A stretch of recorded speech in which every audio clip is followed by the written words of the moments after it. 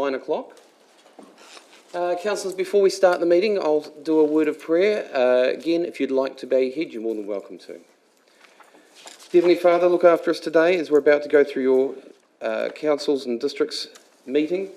May you look after our decisions, help us to understand your will, and may them always be the guide of the public, or the view of the public in our decisions. In your precious and loving name. Amen.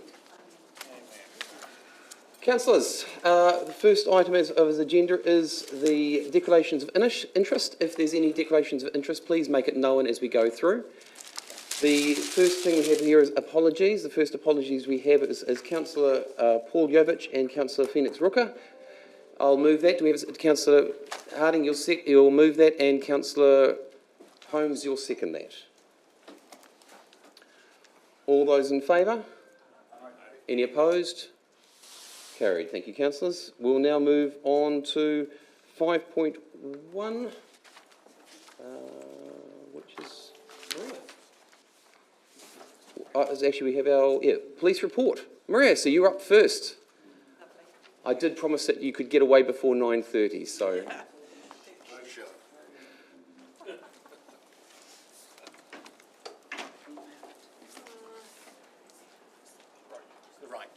And it's wonderful having you here today as well. Morena koutou, thank you for having me and the opportunity to come and do a police report for the end of 2024, would you believe? Of course, since I was here last time, there's been two pretty big changes for policing over recent months, and I'll talk to those today. As you're aware, from November the 21st, the gangs legislation... Maria? I should have done one thing first, and I apologise about this. Okay. Mover, please. Councillor Reid and Councillor Mackenzie. Seconds it? So now you can go for it. Sorry about that, Maria. Oh, I can actually move this, can't I? So, hey, cool. Excellent. I'll get better in this every time I come. Gangs legislation came into force on November the 21st, and of course the purpose of the legislation was about reducing the ability for gangs to operate and cause fear, intimidation and disruption to the public. As you're aware, the gang insignia is being prohibited from a public place. It's given us the opportunity to issue dispersal notices if gang members are gathering in public places as well. And it also provides for the making of non-consulting orders to prevent specified gang offenders from associating or communicating with each other for 3 years. And of course, any sentencing matters, being a gang member is an aggravating factor.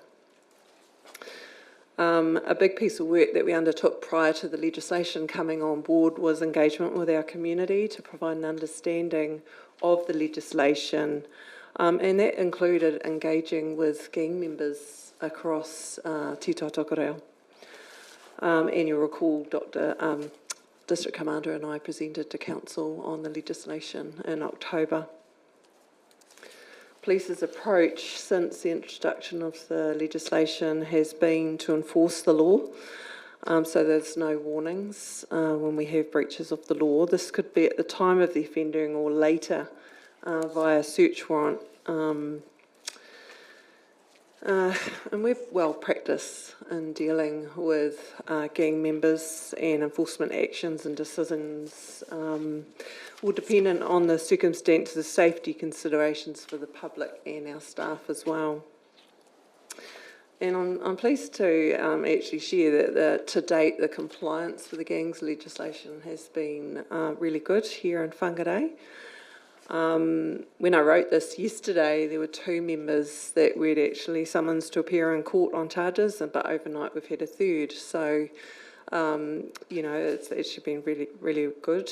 We've had a gang-related tangihanga also held in Whangarei, and that was without issue.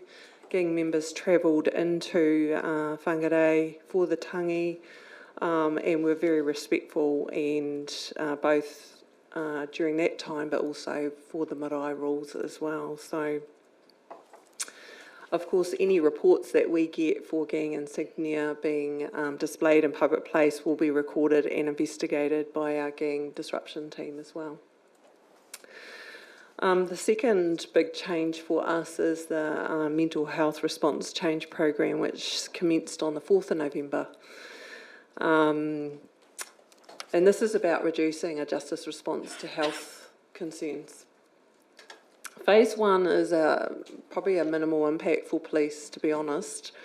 And this lasts till March next year, where it's around our decision making to attend calls for service. If there's no criminality and no immediate risk, police won't attend. And also with transportation requests from mental health services, we will do a risk assessment on that of the same, and we must have approval before our police will engage with those transports, and also for any requests to attend mental health facilities. So we don't expect, again, a noticeable decrease in our police demand to calls for service in mental health until probably phase 2 next year, which is March onwards. I have some really good news for our roads. There have been no fatal crashes in Whangarei since August this year, so that's really good news. And police are really focused, and we will continue to focus on our road policing prevention and enforcement, especially going into our summer period. You would have noticed increased numbers of breath testing, screening checkpoints, and also speed enforcement will continue over the next few months. And these are fundamental activities that we conduct to reduce the injury and deaths on our roads. So our school community officers have been busy hosting our school traffic fun days at Whangarei Aquatic Centre.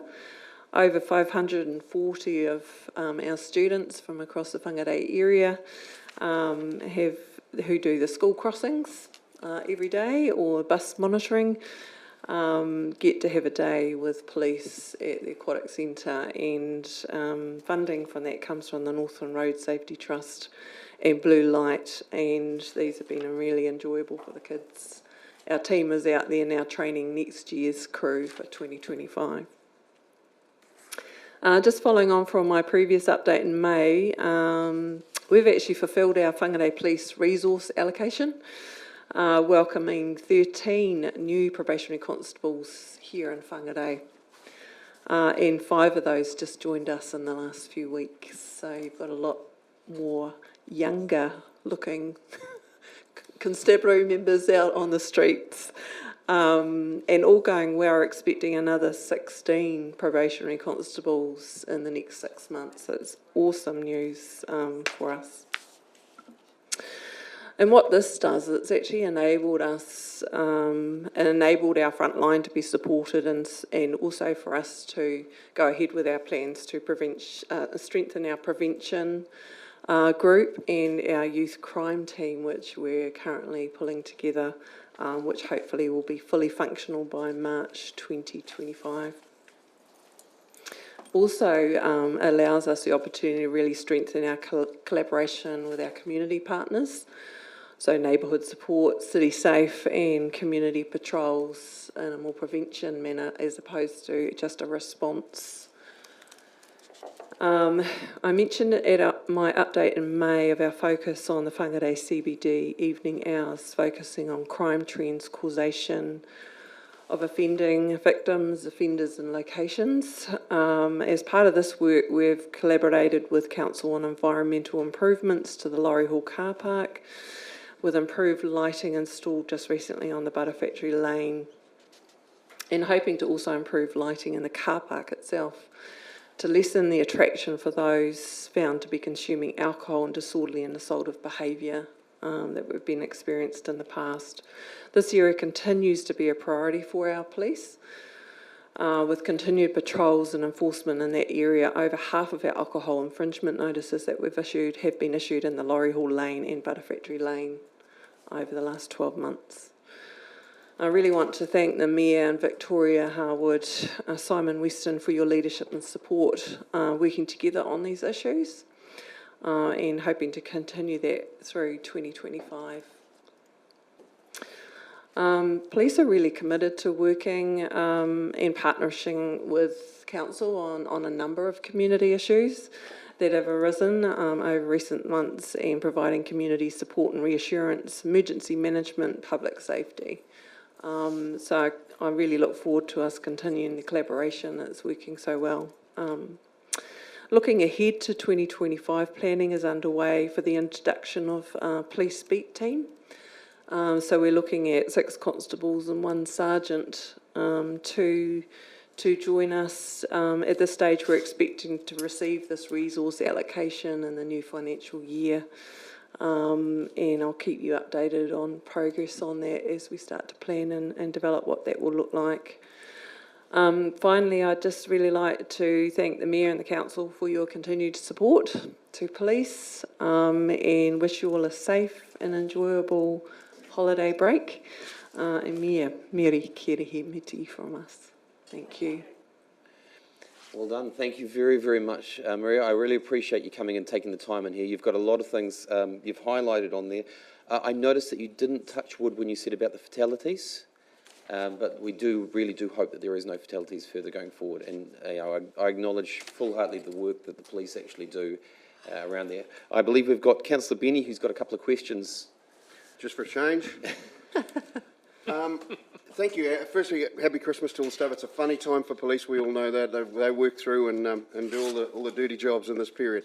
And I just want to congratulate you and the way the police and council worked together in the recent licensing thing. While the result may have been a little bit not quite what was required, the fact that we worked together was a really good result and achieved a good result in the end of the day. I just want to touch briefly on one of our items coming up is the alcohol control bylaw. One of the, and I'll say criticism, but I don't mean criticism, of the police is that the data for some of these beach areas was not up to standard or up to, there was not a lot of data. So it's a twofold question. One, is there any reason why that data isn't there? And secondly, what's your personal thoughts on the alcohol control bylaw, especially in those remote beach areas? Yeah, absolutely. Actually retrieving data on our alcohol enforcement is really, really difficult. Unless we've issued an alcohol infringement offence notice, we don't really have a true view of the data without a lot of analysing of our data. So we might get a call for service around disorderly behaviour, but alcohol is the driver behind that.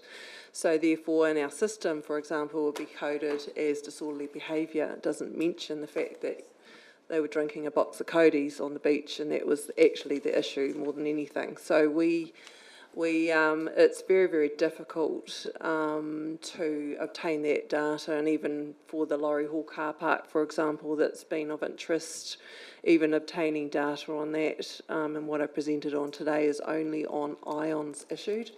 So that's what the shortened form of alcohol infringement notices. So, but our people are constantly approaching and talking to people and communicating and educating on the fact that that is a liquor ban area, and so, but that's often not recorded, those sort of things. So obviously the tool in having liquor bans in those areas, we want people to have an enjoyable time and to look after our community as well, is really important tool for police, and that's what it is. It's a tool. So that we can actually use that if we need to remove those persons from a public place where they're causing disruption. So it is an important tool for police, but yeah, data is hard, and I'd hate to think that we were basing a decision on police data without a proper analysis of activity and crime trends that are occurring. Awesome, appreciate that. Thank you. Councillor Reid. Thank you, Your Worship. Thank you, Maria. Lovely to see you again. And I'd just echo Councillor Benny's thoughts. For me, it's an issue around driver behaviour, and our district spends a lot of money in road safety, particularly through the Road Safety Trust, and I just see behaviours that we are expecting our young people to be good drivers, better drivers. They're sitting their licences, they're doing everything right. And then I drive down the street this morning, classic example, 2 cars parked on the wrong side of the road facing the wrong direction. Now, one was in Vine Street at 8 o'clock this morning, just before 8. Now, they would have had to have crossed into the opposing lane to park on the wrong side of the street because they were too blimmin' lazy to use the car park on the other side of the road. And that sends a bad signal to me, especially to these young people that are 15, 16, 17 and have just got their licence because they've done everything right, and then they drive down the road and they see that behaviour and they go, what the hell, I'll do it too. So, you know, if we could just see a little bit more enforcement, and it happens all around our town. I notice it almost every day. But that's really my only issue that I've got at the moment. Thank you. I'm not sure what you can add to that, Area Commander, so I think the opportunity with our beat team coming on board is the presence in the, particularly in the city, in the CBD or Whangarei areas. Also, I can envisage them working some of the nighttime as well. Is that continued education, because I think education is important, and actually having that presence around talking to those people at the time, you know, if the opportunity arises, and that's what it really takes. But our police do work quite hard in respect of road enforcement. It's a priority, our people. And of course, some of the other issues actually take priority as well. Obviously, the drink driving, dangerous driving, those sort of things. So yeah, there is an opportunity there with our more prevention focus and beat team in the future. thank you. Councillor McKenzie. Thank you, Your Worship. Thank you, Area Commander. Just further to Councillor Benny's comments around the alcohol control bylaw, with there being such a high bar for any kind of data to be recorded and infringement notices needing to be handed out in order for anything to actually be captured, is there any other way that we can, as a council, gain a more real picture of alcohol and the harm that it causes in coastal areas, remote beaches and so on, through speaking more directly with officers who are on the ground? I'm just trying to think, you talked about an analysis. I don't know what that would look like, but I'm trying to think of how we can try and obtain a more complete picture of what's going on in the community, rather than just relying on that such high threshold of the data being captured. Yeah, I think there's an opportunity for us to work on that one, and we can take that away as an action point. I think I've got a meeting set next week to actually talk to one of your team on the alcohol bylaws, so that could come out of that. Thank you very much. And Councillor Holmes. Thank you, Your Worship. Thank you, Maria. Good to see you again, and thank you for that update. And so I've got a question, but just a bouquet first to say great to see the team out on Whangarei Heads Road this morning doing the checks for alcohol in the morning. High presence out there, great to see, so thank you for that. So the question I've got is around the mental health issues that you talked about with the change of the law. Do you have any stats on the number of calls that your staff would have dealt with before this change? I mean, I'm trying to get a gauge on how many people fall into that category, and because clearly there's a real need for wraparound mental health facilities for a lot of these people. So how many people have you've come across in the last since you last reported?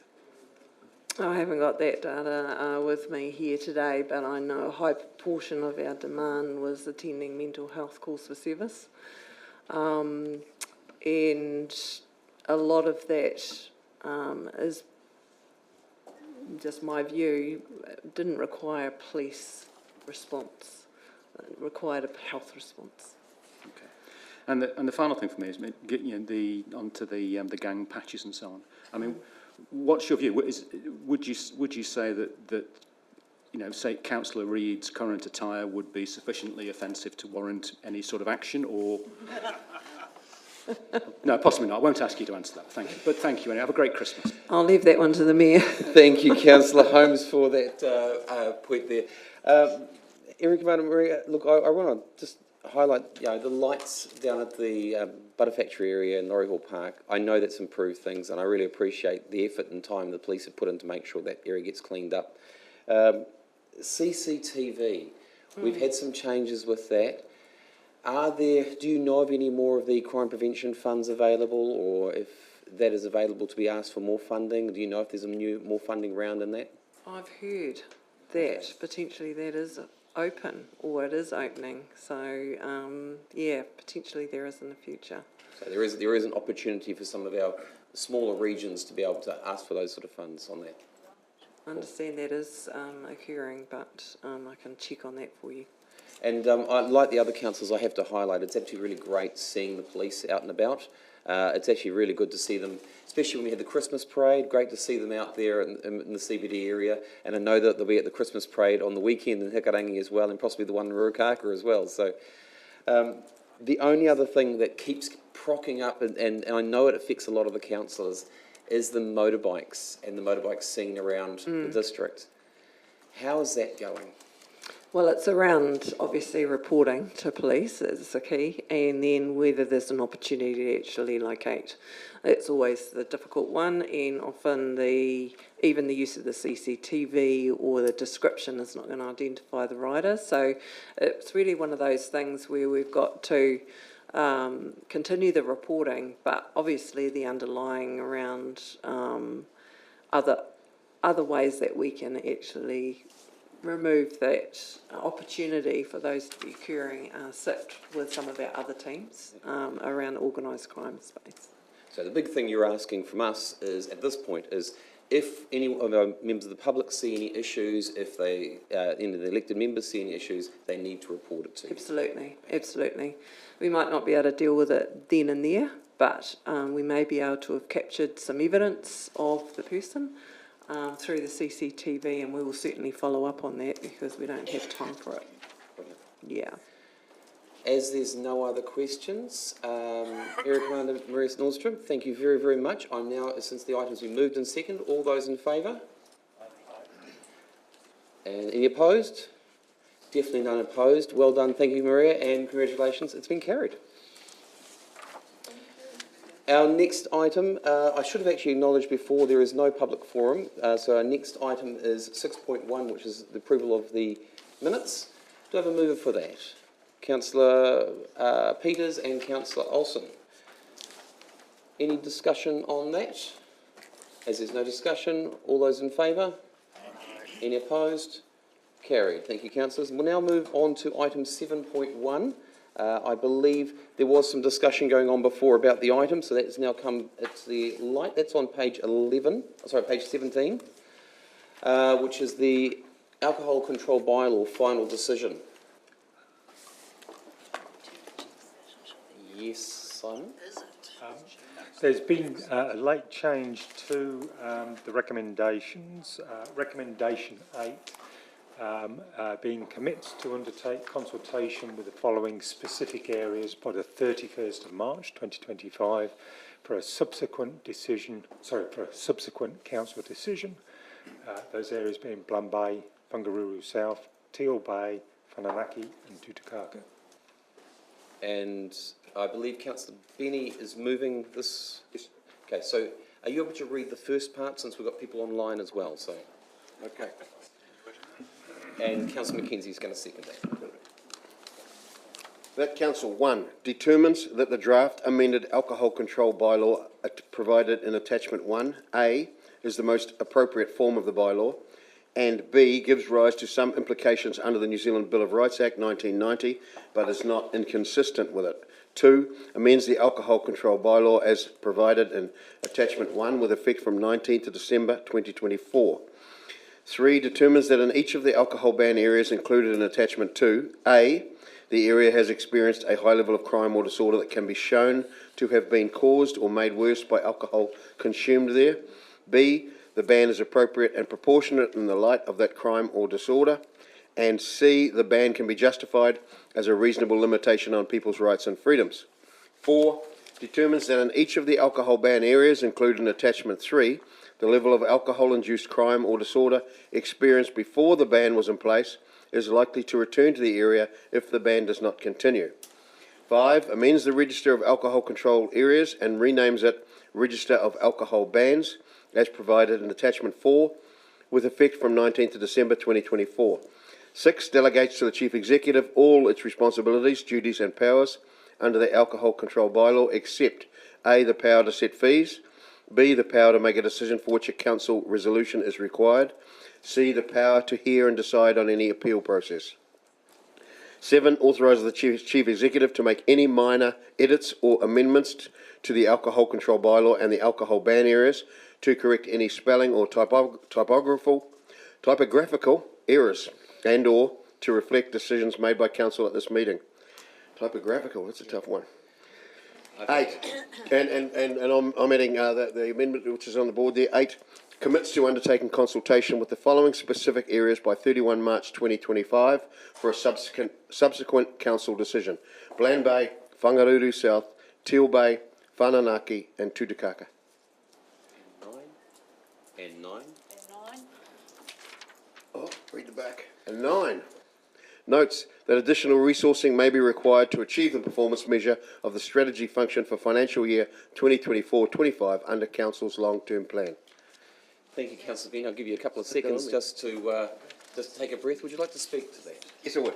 I'll be really brief. This is apologies to councillors and staff for bringing this change so late in the period.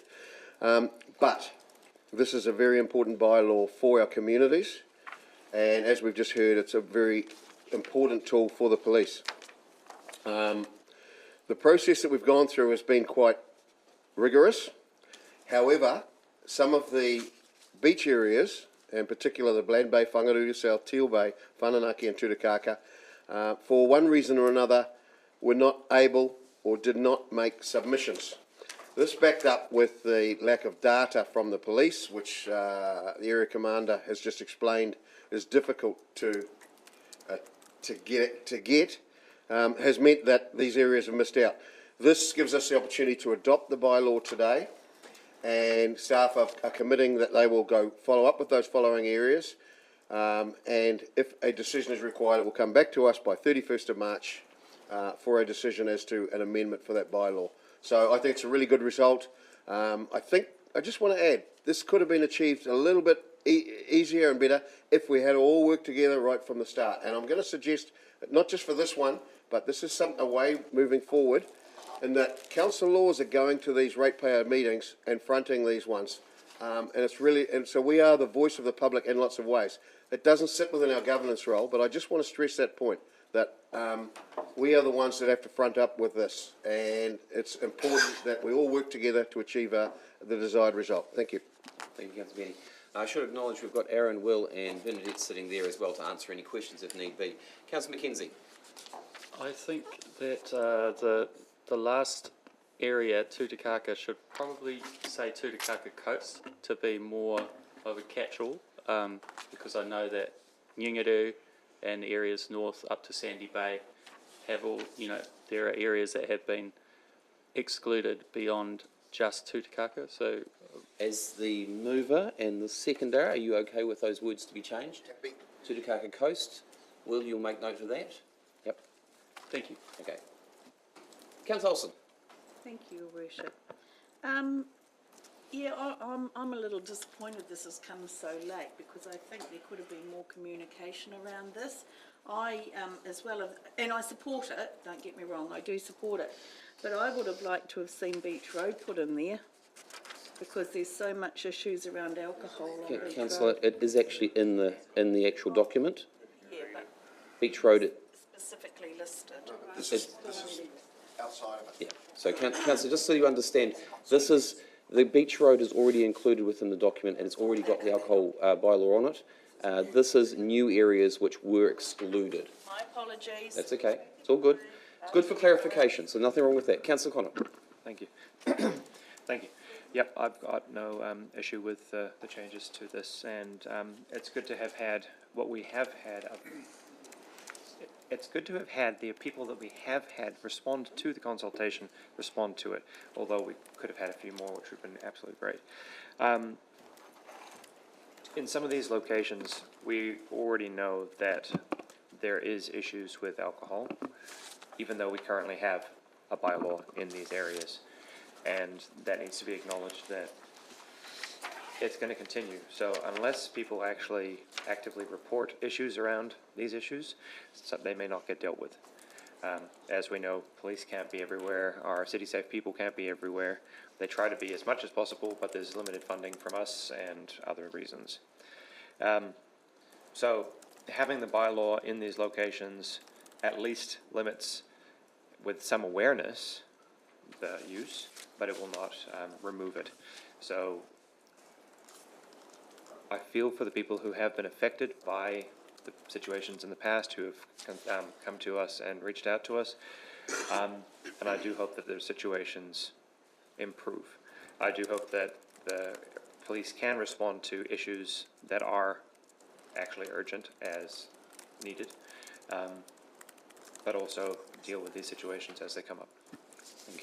Councillor Cooper. Thank you, Your Worship. I support this motion, but before we put it, could we please have some explanation around point B under number 1, the implications of the New Zealand Bill of Rights, so we fully understand what we're doing, please? That is a very good question, and we'll go to Will for the answer on that one. Thank you, through the chair. So the bylaw restricts, in a way, the freedom of people to possess alcohol on them in their vehicle, in their belongings. It's under the Bill of Rights, people have a right not to be searched or arrested. Excuse me, I don't have this off the top of my head right here. But essentially what the bylaw does, and it is here in the report that I've written, one second, sorry, Worship. We do have the freedom of peaceful assembly. Yes. If they're carrying opened or unopened alcohol on them, they'll be breaching the bylaw if they're within a ban area. Freedom of movement, if they're carrying open or unopened alcohol. People have the right, Section 21, the right to be secure against unreasonable search and seizure. Now, if a police officer finds alcohol on a person or with their belongings in their vehicle, they can seize that alcohol, can also arrest the person. The right not to be arbitrarily arrested or detained. Liberty of the person, Section 22. Well done, Will. Thank you very much. Yep, okay. Councillors, is there any more discussion? No more discussion. Councillor Benny, would you like your right of reply? No. Right of reply has been had. All those in favour? Any opposed? Carried. Thank you, councillors. We'll now move on to item 7.2, which is on page 51, which is the funding for storm damage repair costs for 2024 to 25. The staff are just getting themselves in the positions. Councillor Reid, would you like to read the motion? I know you'd like to move it. Yes, Your Worship, thank you so much. Recommendation that the Council, 1, receives the report on the storm damage repair costs for 2024 through 27. 2, approves the provision of up to $2,628,378 of unbudgeted spend for the council share of the storm damage repair costs for the period 2024 through 27 as detailed in this agenda item. Now, councillor, would you like to speak at this point, or would you like to me to hand it over to the staff? at this I point? will defer to the staff, Your Worship, and there will be no confusion for the... Okay, so as we're going to move it, do we have a seconder? Councillor Coniper seconding that? Jeff and Jim, who would like to speak to this motion? Because I know there's a lot of technical information in here, Jeff, and you may want to actually highlight and explain all that technical information. Thank you, Your Worship. So just to update the councillors, in the year of the cyclones, Gabriel, Hale, anniversary, and the May cyclones, council received about $23 million worth of damage. We've received subsidy for the majority of those damage works, and as you'll see on the table on page 52, the amount of subsidy we get for each event changes. We get higher subsidy rates for the initial response and lower subsidy rates for the different phases of the repair works. That's based on government policy. So we've done 2 years' worth of those repairs, the initial response and investigation into the larger repairs, but we still have about $12 million worth of damage on the books at the moment to go out there and repair, and our staff are working on those projects, developing solutions and doing investigations. The general repairs left over are the more complex ones. So council and its LTP, we budgeted roughly $3 million for flood damage repairs. So that means the outstanding bill to council for unbudgeted costs to complete these works is about $2.6 million, and that's what we're requesting council now. As we go through the investigations of these works, we are finding that we are coming up with cheaper solutions where possible, so that we may not need to spend all this money, but it's just to indicate to council the potential worst case scenario at this stage, that's the amount of money we will have to spend to complete all these projects.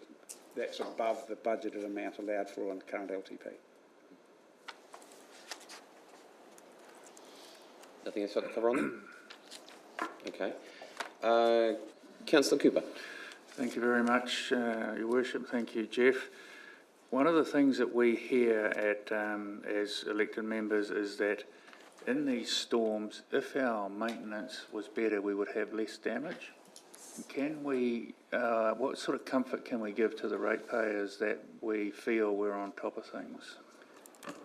Yeah, through Your Worship. So if councillors remember, in the LTP this year, we put a lot more money aside for roadside drainage. So we recognise the problem that our drainage was falling behind, and that is often the cause of a lot of this damage, is inadequate drainage. So in the LTP this year, we've put a lot more money into drainage, and out there on the roads, even in this first year, our staff have put a lot of effort into improving the drainage on our roads as well as part of our unsealed road upgrading program. So yeah, I think we are doing a lot of work in that area to make our roads more resilient to these larger term events. However, to be fair, a lot of the stuff and a lot of the storms, we had 6 storms in that 1 year, the ground gets very sodden, and a lot of the hills slipped over our roads, and that's just a fact of nature. There's not a great deal we can do about that. Our geology in Northland is very susceptible to that type of damage. Thank you very much. Okay. Councillor Holmes. Thank you, Your Worship. So page 54 of the papers. So we're talking about Phase 3 Emergency Repair Programme. And I mean, it's good to see so many of these projects in the planning phase. The question I've got is really around the Whangarei Heads North, the school area, 76 metres, which obviously is still unrepaired, $2.3 million estimated budget. That's in the monitor phase, according to this. Could you just explain to me what that means?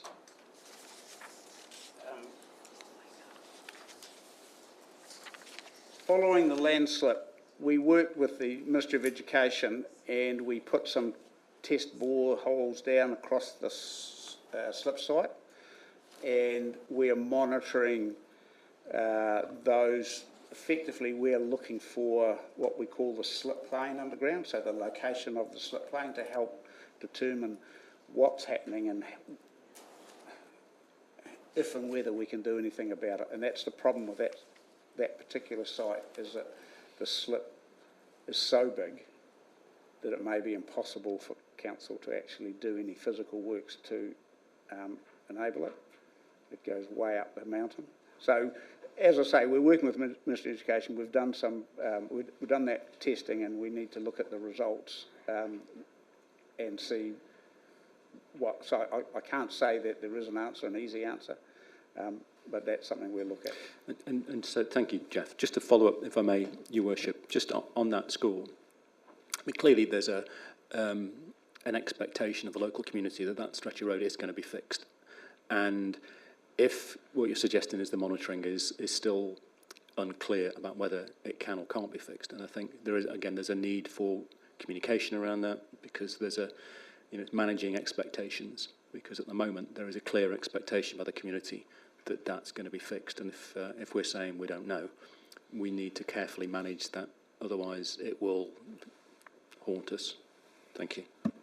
Through you, Your Worship, so on the stretch of road, the Heads Road that runs below the school, the water main was broken as part of the slip, and that has been reinstated out of the ground at the moment. The Waterworks Department are planning to reinstate that into the ground early next year, I believe, and then we will come back and look to repair the road following the installation of the water main. But I think what I'm trying to say nicely is that we'll repair the road, but we may not be able to do anything more with the slip, and so it'll be a situation as that it'll be just left repaired, but left and see what Mother Nature does to us going forward. At this stage, I think it's been determined that the school site particularly is safe, and the school is continuing on.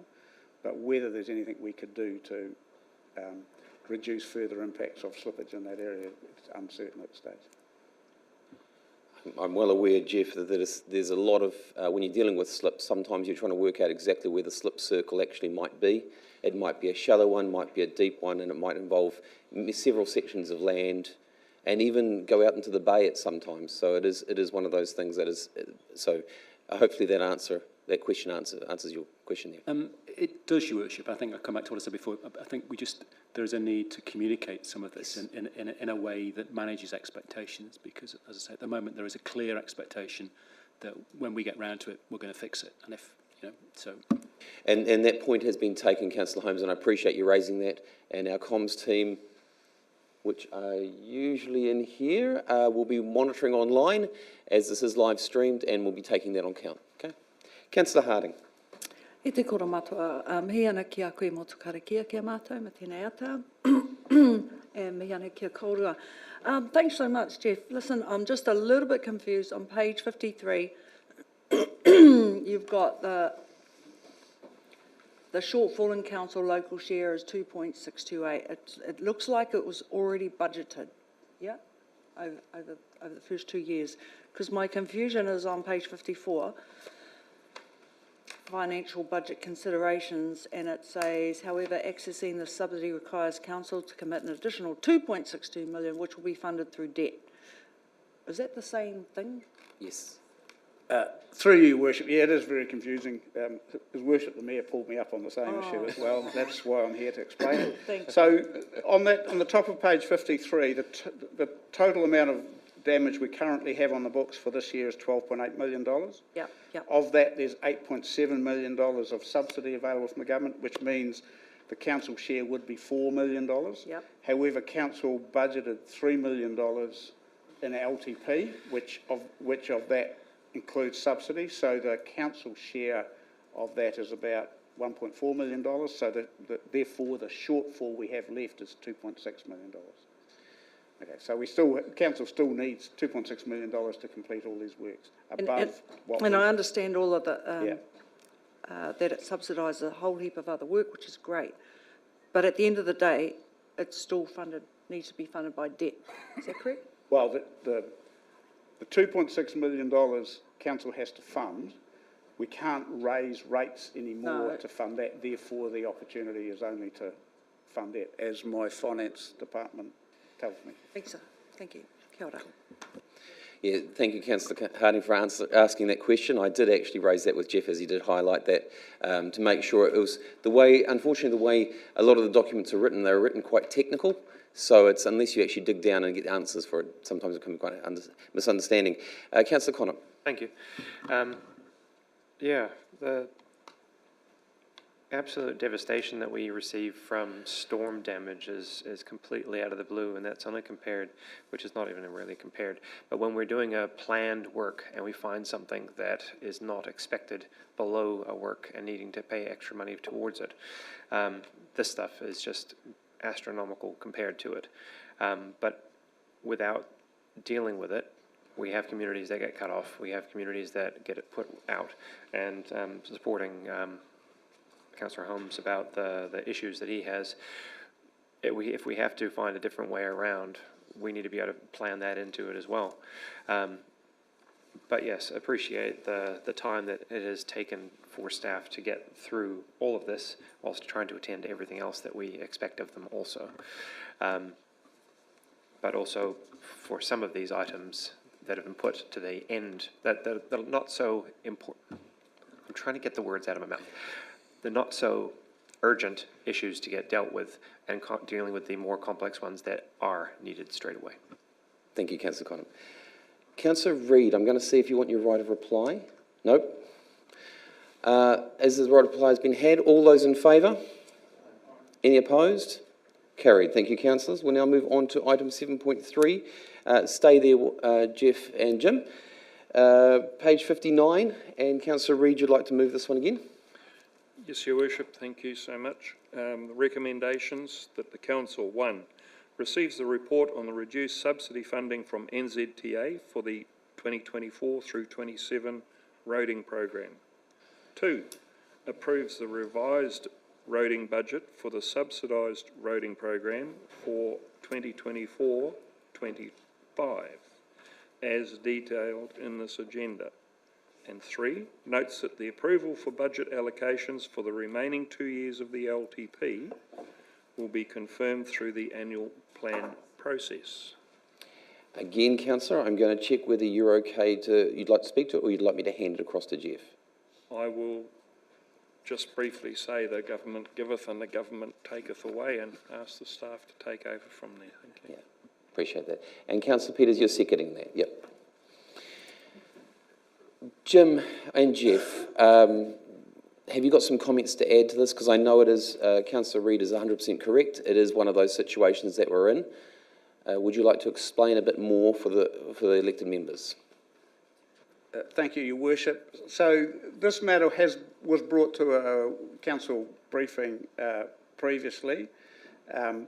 So the program of subsidised roading works we applied to NZTA for as part of the RLTP wasn't funded entirely, and this means so the table on page 61 shows the amount of money we applied for those activities and the amount of money that was approved. That means there is council share money left over. And in general, we're asking council to take that leftover council share and reinvest it back into these activities, like on the table on page 63. So we're putting it back into footpath maintenance. So, for example, footpath maintenance, we asked for $500,000 a year funding for our footpath maintenance activity. The NZTA approved only $84,000. So we're putting the council share of $200,000, which is left over as unsubsidised, back in to give us a total budget of $300,000. So it's that sort of principle to try and maintain the level of service we proposed in the LTP. Understand fully. Again, sometimes the wording in there is a little misunderstanding. However, Jeff has explained it quite clearly to everybody. Sorry, Your Worship, if I might just add one more Yep. thing. So overall, there's no increase to the amount of money council's allocated for roading. There's no increase in the council share in the budget. That's what we propose. So we're not asking for any more money to replace the lost money. We're just reallocating the money that council allowed in the LTP. It means we will be doing less work because we don't have the NZTA share, but there's no additional cost to council. Understand fully. Councillor Mackenzie. Yes, through you, Your Worship, just to commend the staff on their efforts to try and reallocate and balance this as best as possible within the constraints from that funding envelope from the government. So I think they've got a pretty good balance, and yeah, so just to commend them on that. Thank you. Yeah, and well done for commenting on that. No other discussions? Councillor Reid, would you like your right of reply? A very brief sentence, Your Worship, thank you. Yep. It's unfortunate that our subsidies have been lowered, and to some degree that does hobble our ability to provide. Thank you. Yeah, very true.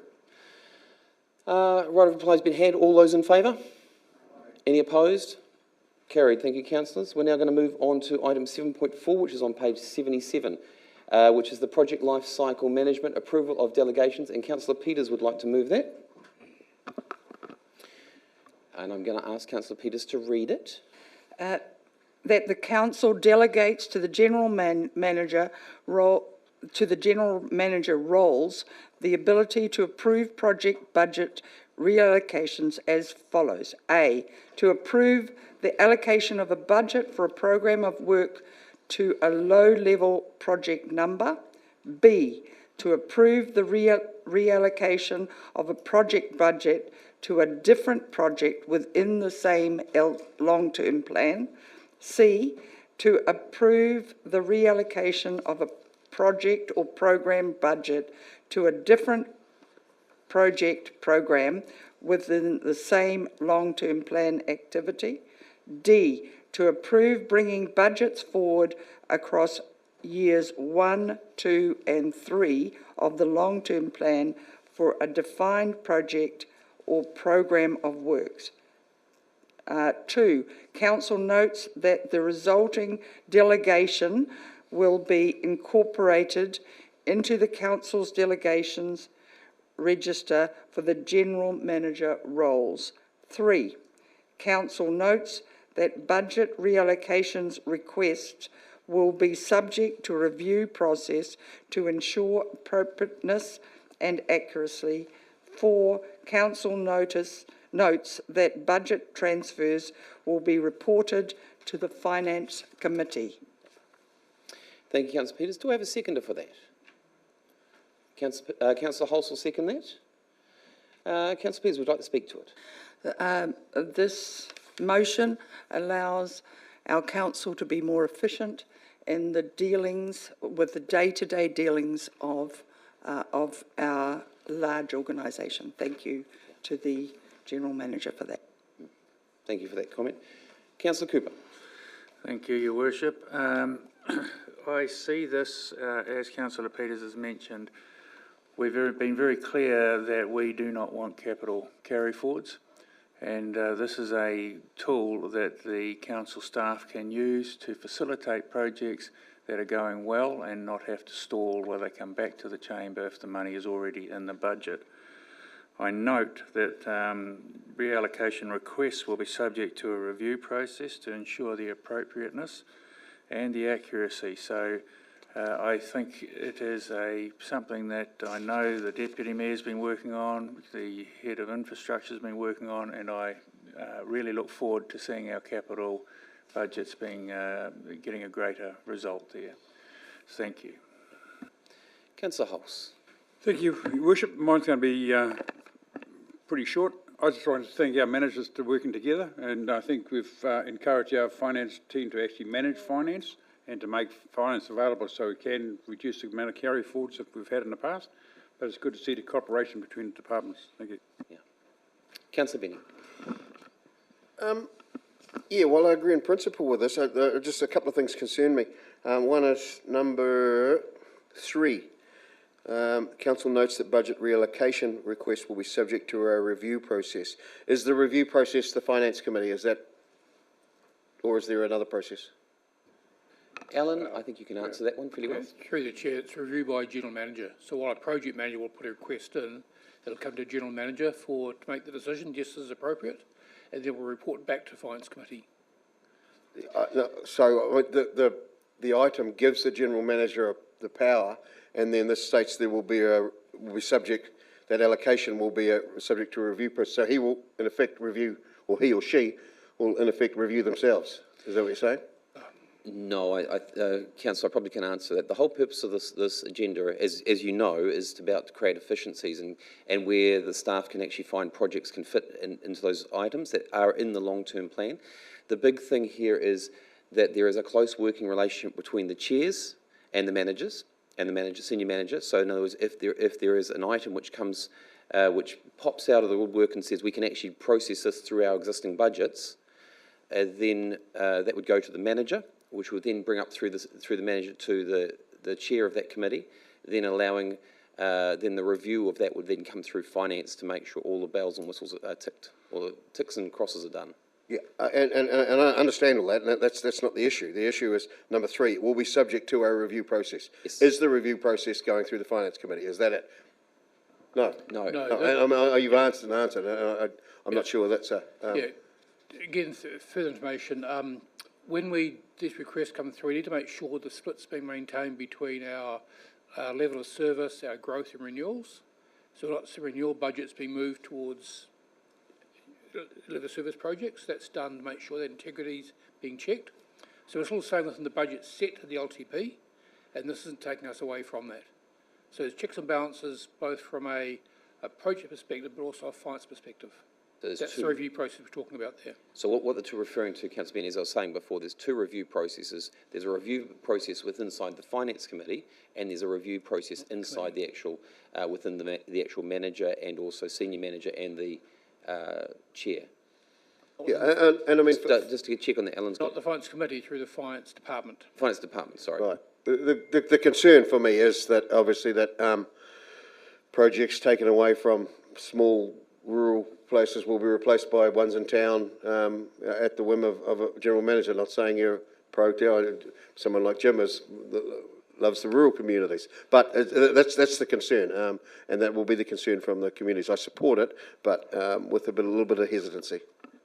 Yeah, through the chair, just noting that concern. I think certainly the review of any general manager would be thinking about what's the implications for that community, making sure it's well communicated, why a project has stalled, and it needs that conversation with the appropriate ward councillor or chair.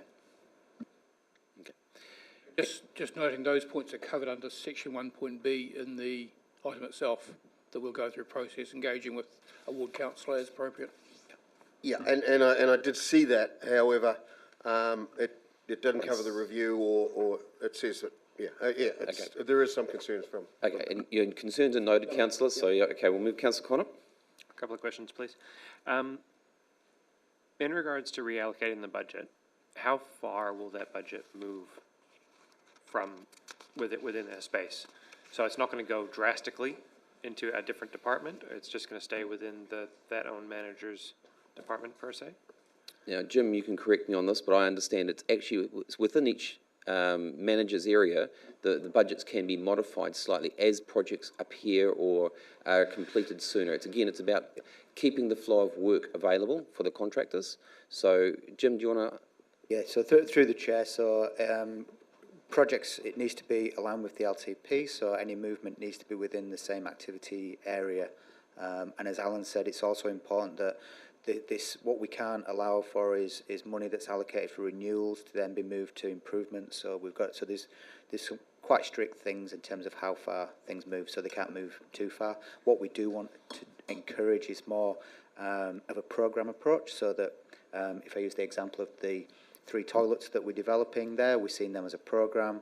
A couple of those are going well. We've got the land and we can move quickly. Another one's got some challenges, so that budget might not be spent this year. So it's having that flexibility to keep the work going, keep the contractors, and just keep the jobs going out the door.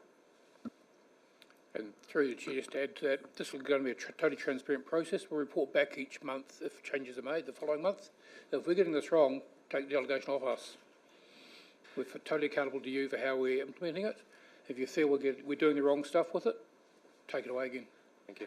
And through the chair, so just the other thing to that is that whilst it will be reported through the finance committee, it will also then, that report will also be shared with the appropriate committee so that those who are the owners of those projects will get to see that.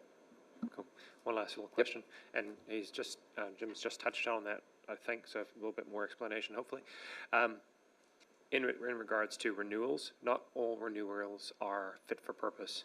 And I've seen some locations where we've had a footpath been replaced exactly as is, only to have the need for a little bit of a wider footpath. So dealing with that at that point in time.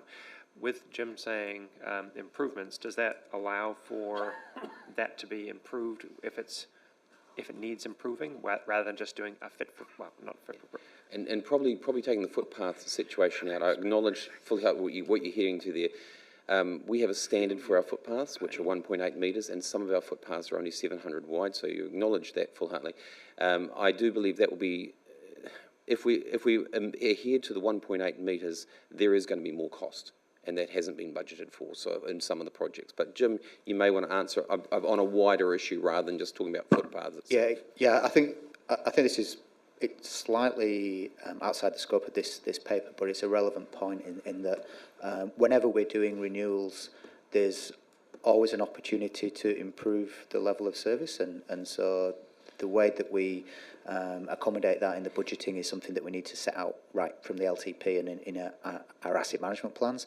Another example is when we're replacing a park bench. In terms of reducing operating costs and getting better whole of life, then we might want to spend a little bit more than just replacing like with like, because we want it to last longer. So that's something that the asset management team in Sarah's area are working through. Thank you very much, just appreciate that. Councillor Reid.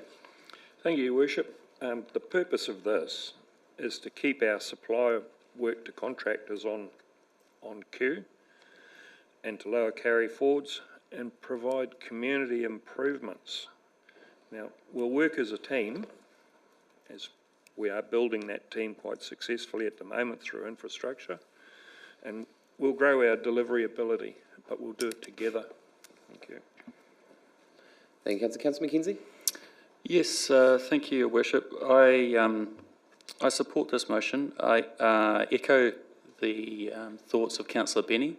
Councillor Benny and I are very much on the same page today, which is always good.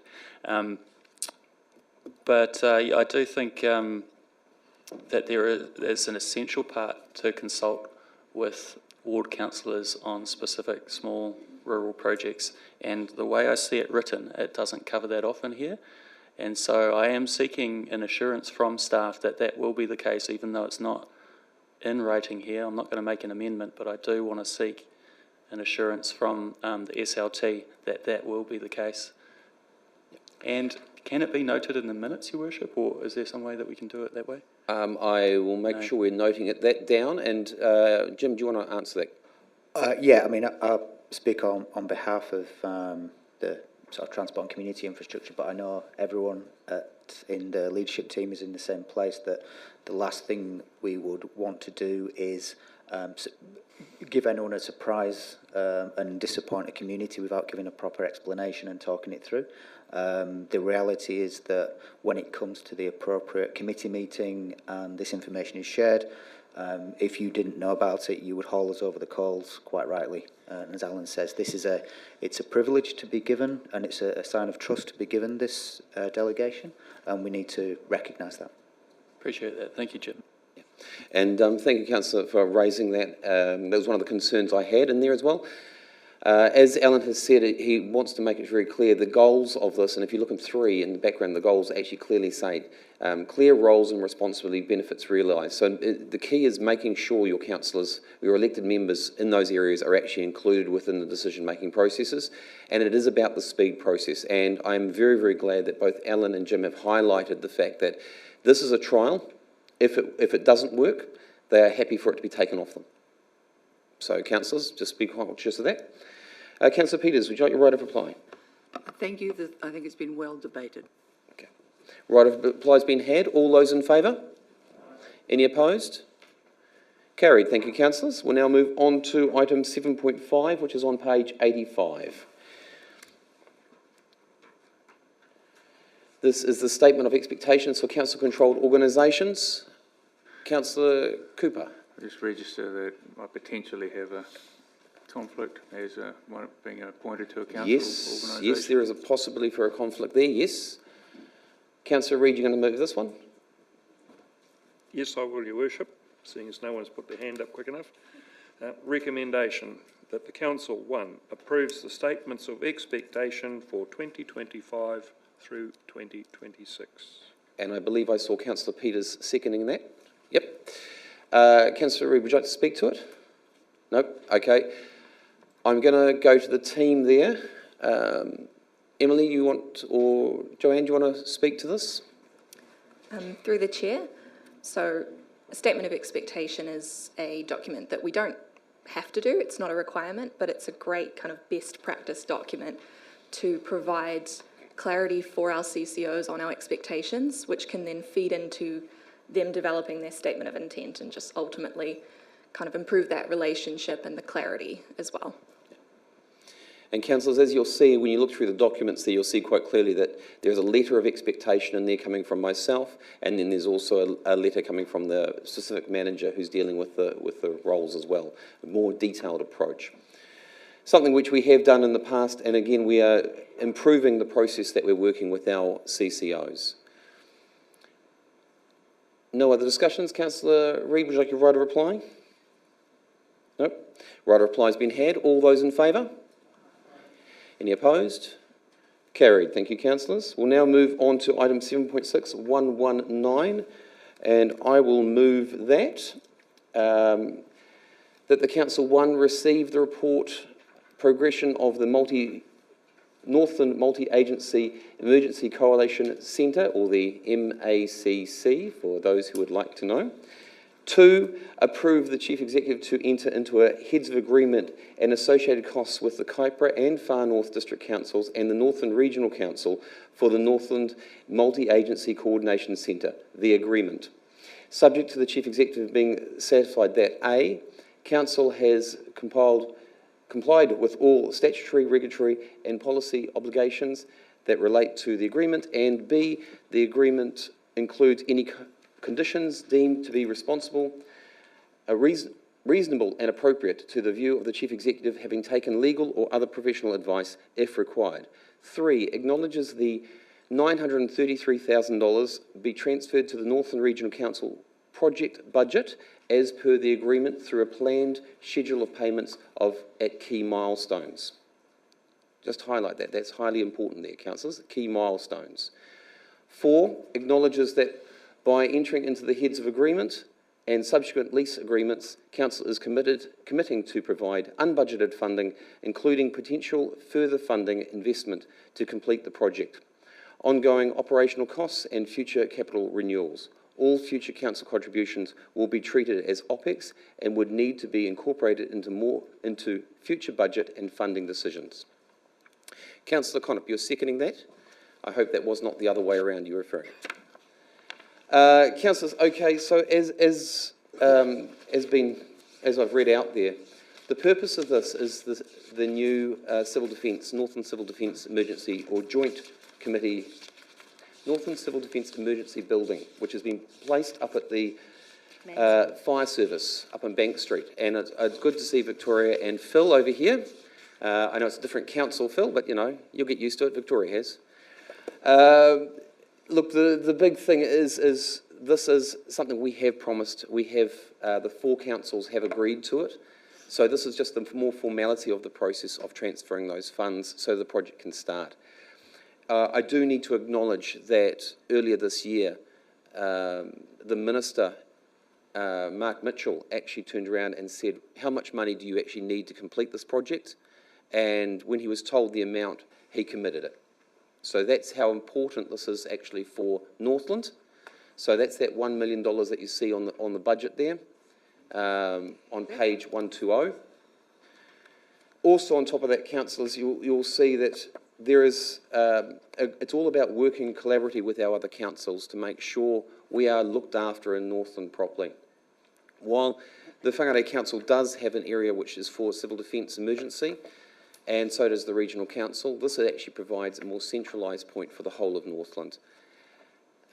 This is something that also central government are looking at for inside Auckland as well, as they are preparing for a large earthquake to happen down in Wellington and looking for precautions to move everything to Auckland as well. That's a side issue. But however, going from that, Victoria, is there anything else you'd like to add to that? So through the Chair, just to reiterate what Your Worship has said, that this is a project that's been worked on for several years now, to have a joint centre for emergency management in the region, a coordination centre where the regional council will be based for their emergency response, but also to provide a facility for the Whangarei District Council's emergency operations centre, and that the building will meet the importance level 4 requirements of emergency centres under the Building Act in New Zealand. So that's the ultimate goal for this council, to be part of that project and to fulfil those requirements. Thank you, Victoria. Councillor Cotton. Thank you. Yeah, wholeheartedly support this progressing. It's something that when the worst happens, we need these organizations to come together and provide that vital service to work with the community and to be it in a safe location and secure location so that it may continue. The work that the staff are expected to do is well over and above your day-to-day everything, and providing a fit-for-purpose facility such as this would actually make it much more efficient for them to be able to do their job. Thank you, Councillor. Councillor Olsen. Thank you, Your Worship. I too support this, and it's needed. My concerns are around the feasibility budget estimate. There's a lot of and I would like something explained to me, please. The cost of $7,570,000, is that shared between the 3 councils, the costing? I will go to Phil to answer this one. Yeah, so the 4 councils are each putting in a sum, I think it's probably the next page, so NRC 5.5 mil, yourselves close to $1 mil, Far North 500k and KDC 100,000, and then the government put in $1 million. We actually discovered in our books, when I had a wee look and took over the project, an extra $500,000. And so we've actually got headroom of $500,000, which is not contingency. And yeah, I see there's a contingency. So that was quite a neat find, because we didn't know that when we said to the government, we want $1 million. Actually, we should have said, we need $1 million. We should have said we need 500k. It was too late. They'd sent the cheque and we're not sending it back. And that's great that we've found that extra money, because reading through this feasibility, there are so many uncertainties, like actual movement could vary significantly, indication of likely range of construction costs, does not account for future changes in scope of practice projects. So there's a lot of uncertainties. So that money may help to go towards this. Yeah. So that's definitely not the final cost, is it, by any means? A response? Yes, so we're built in a 10% contingency for overruns. We've got the 500k on top of that. What we've got, a couple of things working in our favour. One is we're building on the hill, which is rock, not down in the mud. The construction sector at the moment is they're really sharpening their pencil, so it's a great time to do it. The other thing is it's a rectangular building, single story, so very easy. I believe we can cut our cloth to make it fit. I think the danger in the runaway costs is actually the fit out. Everyone wanting the flashiest TV screens, the best consoles, all that sort of stuff, and that's what we're going to have to watch. Cost of furniture's huge. That's right. So I think the biggest pressure on us to cut our cloth will be the need under the agreement to go to 4 different councils and convince them that we need more money. That sort of pressure, the idea of going to my council and ask for money is fearful enough, let alone going to 4 of you. So I believe we'll be able to cut our cloth, plus the contingency and the headroom. Yeah. So I've got a lot of confidence. Thank you. Thank you, Phil, for answering that. Councillor Harding. Thank you, Te Koromata. Mihi ana ki a koe. Well, good to see you, and thank you, Victoria. Yeah, I tautoko this kaupapa. Obviously, it's another clear example of all the regions coming together and to be seen nationally by the Crown that this is the kind of thing they like us to be doing, this mahitahi. But I guess this might be internal, just around our 933. Is that an annual cost? It's not, it's a one-off, ka pai. And so, and also this 933 was already included in our LTP budgeting, wasn't it? But we're not quite sure what the future might be in terms of our commitment to future costs. Would that be correct? Yes, that's correct, and that's what Phil has just highlighted. But he is guaranteeing us. I'm seeing Phil there. He is guaranteeing us that he will keep it under budget, if not under budget, better, so that he doesn't have to come back to the other councils. Did I summarise that correctly, Phil? Phil's biting his nails. Yes, that's right. We got the QS to say to us, look, this is all very well, we've got a capital contribution, yours 900K. What about going forward when we have to replace the roof in 25 years, do the carpet, clean the windows, pay the electrician, all that. So we've actually in the paper put those costs there. So what will need to happen is in our LTP, in 5 years' time, 15 years' time, 20 years' time, 25, is put in some numbers for those sorts of things. And under the agreement, the Whangarei District Council, Far North and Kaipara will be doing the same. So yes, we will be requiring more funds to maintain the building during its life of 50 years. Yeah. And it is an NRC asset, don't they? So they pick up depreciation. We don't have to share all of those kind of things. That's right. So the actual asset is going to go on our books, and then we've got a lease which will be sitting on the title, which shares the ownership rights equally between all four councils. So in a sense, you'll have a property right which is almost as good as ownership. Yeah. Yeah. Ka pai, thank you. Appreciate that, Phil. Thank you for the answers. Councillor Cooper? Thank you, Your Worship. Thank you, Phil and Victoria. Good to see you, Phil, in the chamber. This is a great project, and it's about us as a region, Northland as a region, looking after ourselves and taking care of our own problems and working ahead for resilience in the worst case. Now, Councillor Harding touched on the importance that the central government has in seeing a region working together. And so here we have the four councils working harmoniously together in a great model to achieve a good result. And as we work through this agenda, it will become more and more obvious how important this becomes. So I just want to congratulate the leadership on the team that is running this project, that has brought this together, and it's a great model, and it's something that we must continue, that collaboration, all of us working together. Thank you. Thank you, Councillor Cooper. Councillor Hulse. Yeah, just following on from Councillor Cooper, good site, very good site to put a building on, and the cooperation's been really good. I just want to ask a question about when the ownership of the building is going to be NRC, and then they sublease it back, blah, blah, blah. So why wasn't, put it this way, was a straight grant from the councils considered as opposed to actually having to write all the other councils into the lease? Because then you'd own the building, one voice, one maintenance person, one ongoing cost person.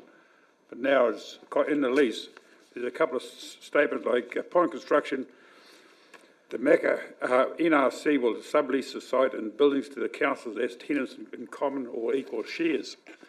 Now, by doing that, we actually have to pay shares of maintenance. So why wouldn't we say NRC's got the building, it's their building, we've all got an agreement, we're all working together under the agreement, so I'd like to, was there any conversation along those lines? Good question there, Phil. I think there's another one for you.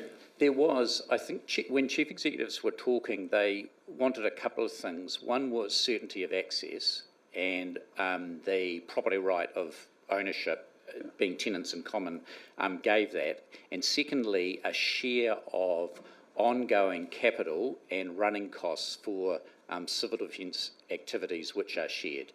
And the way to do that was to have an agreement where they had equal shares. So the tenants in common really was a mechanism to give guarantees that everyone would have equal access and essentially ownership rights, but also everyone would have equal responsibilities in terms of ongoing maintenance, like when you replace a roof. So there was no argument in the future. It was a Auckland District Law Society lease, which are very standard, and that's why. So basically, when I'm gone, and I guess Phil, when you're out of it, everyone can see a standard agreement, which is very clear as to who carries rights and who carries responsibilities. That's why it landed that way. Yeah. Thank you for answering that question, Councillor Holtz. Councillors, I just want to highlight that with this particular item, I am also the Deputy Chair of the Civil Defence team for Northland. So while I have an interest in it, it's not necessarily a conflict. It's just part of the role.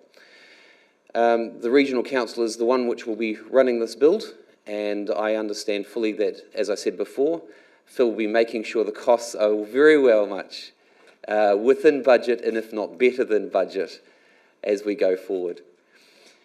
The right to apply has been had. All those in favour? Any opposed? Thank you, councillors. Well, carried.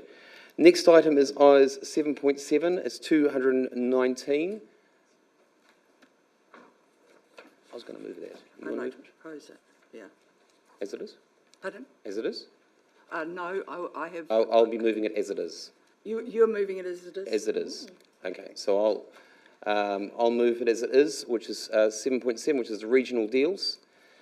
One, that the council, endorses the preparation of the regional deal proposed for submission to central government. 2, agrees to collaborate with the other 3 local authorities as a single region for the purpose of the regional deal. 3, provide Northland Inc Limited as the lead organisation responsible for coordinating the development of the regional deal proposal with support from all 4 councils. 4, approve the Joint Regional Economic Development Committee as the governance entity overseeing the development of the proposal, subject to amending its terms of reference as outlined in attachment 4 of the agenda item, of this agenda item. 5, that the council endorse the chair of the Northland Regional the council endorse the chair of the Northland Mayoral Forum as the regional spokesperson of the Regional Deal Initiative. 6, approves an expression of interest being submitted on behalf of the Northland local authorities by the 18th of December 2024, following review by the Chief Executive. 7, that Council notes the similar recommendations are being presented to the Far North District Council, Kaipara District Council and Northland Regional Council as their December 2024 meetings to ensure regional alignment and collaboration. Do I have a seconder for that? Councillor Holtz seconds that. Just can I declare an interest as being a council representative on the Joint Regional Economic Development Committee? And I'm also registering an interest, and I know Councillor Peters is also registering an interest on that as well. Yeah. Councillors, the reason why I've moved it as it is again, this is an item which has actually gone to all 4 councils. This approach is about organising a regional deal. Now, the details of the regional deal are still to be discussed. The 18th of December is basically to say we are interested. That's all that is to say we are interested in working together. The Joint Regional Economic Forum, which is the chair, which is the Far North District Council elected member, which is John Viltich. There is also the Kaipara CE, who is the CE on the Joint Economic Reform. So the idea was that they had the chair of the Northland Mayoral Forum being the spokesperson. This does not mean that the decisions are run by that person. That person is just the spokesperson. That changes every 3 years. So it is logical for it to be the chair of the Mayoral Forum, and the link between that and the Joint Economic Group is so that there is a connection and that they are working as a collaborative together. Again, this is another project where they're working together to make sure Northland is seen as one voice. With that, I'll open up debate. Councillor Peters.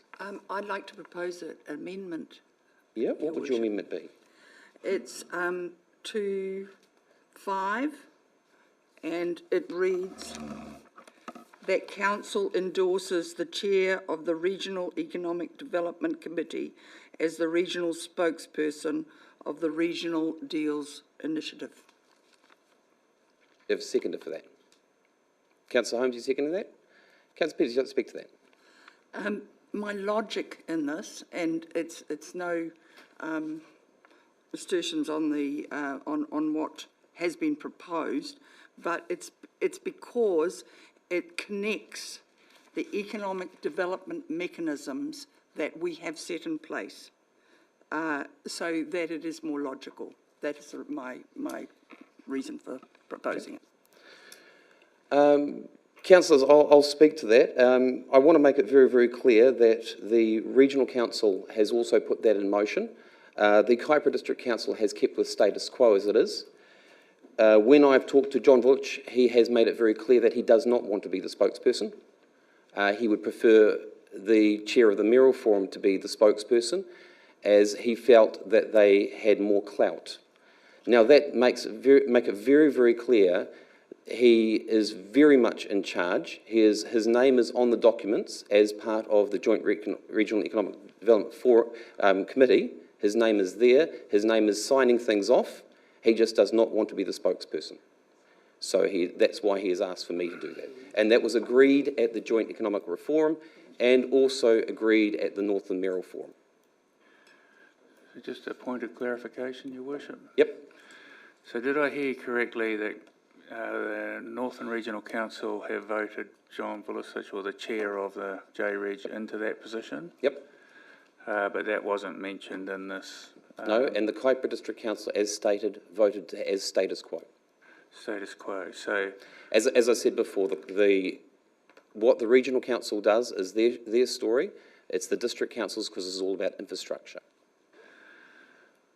yeah, I guess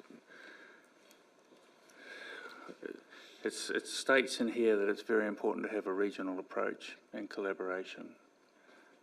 If we have our regional authority, the Regional Council, supporting one particular approach, does it not, for the reasons that Councillor Peters said, make sense for us to follow in that, given, as we said in the last item, that the government is looking for a regional approach. It's very important to them that they see a regional approach. It's also important to them that the people that are going down there have the record and I guess the mana of having worked on the deal themselves. I'm not saying that the chair of the Mayoral Forum hasn't worked on the deal, but neither the JREG haven't been involved in any other politics recently that may have gone against the government's wishes. So they're going down there clean. So I just put that thought out there, Your Worship. Yep, and I appreciate your comments on that. And just to answer your concerns, again stating the Kaipara District Council would prefer the Mayoral Forum chair to be the leading as a spokesperson. John is not removing himself from the project. He is very much involved in the project, and as the chair of the Joint Economic Development Committee, he is very much involved in the project, and he is, as chair of it, he is very much making sure that Northland Inc. are behaving things. He has made it very clear that he would prefer the chair of the Mayoral Forum to actually be the spokesperson. It's unfortunate he hasn't put that in writing, Your Worship. He made that very clear at the Joint Economic Development Committee, which was this agenda item was circulated, and that's what he preferred. So that's why this has been put towards the council as it is, because that's what came from the Joint Economic Development Committee. Councillor McKenzie. Thank you, Your Worship. My read on this, if you look at point 3, approve Northland Inc. Limited as the lead organisation responsible for coordinating the development of the regional deal proposal. So Northland Inc. is the lead organisation.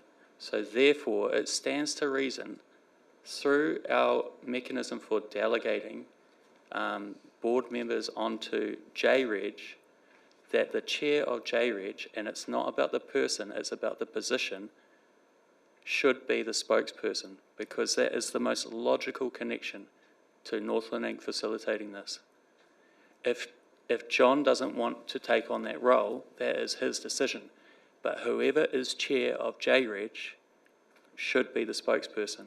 It's a nice alignment. It's much better alignment. And with all due respect, Your Worship, the Mayoral Forum doesn't have the delegation for the specific purpose. So I think it's much tidier, and it's no slight on anyone. It's a logic of governance and management. Thank you. Did you want to say?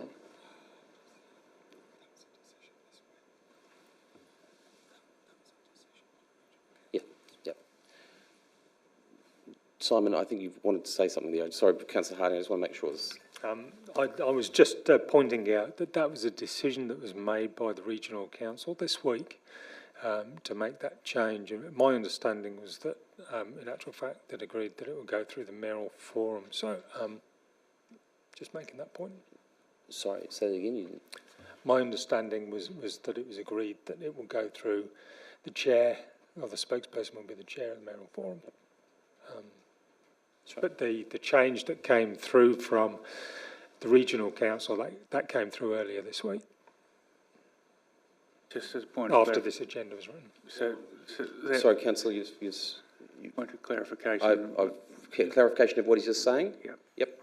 So are you saying that the Regional Council decision is subsequent to what the mayoral forum decided?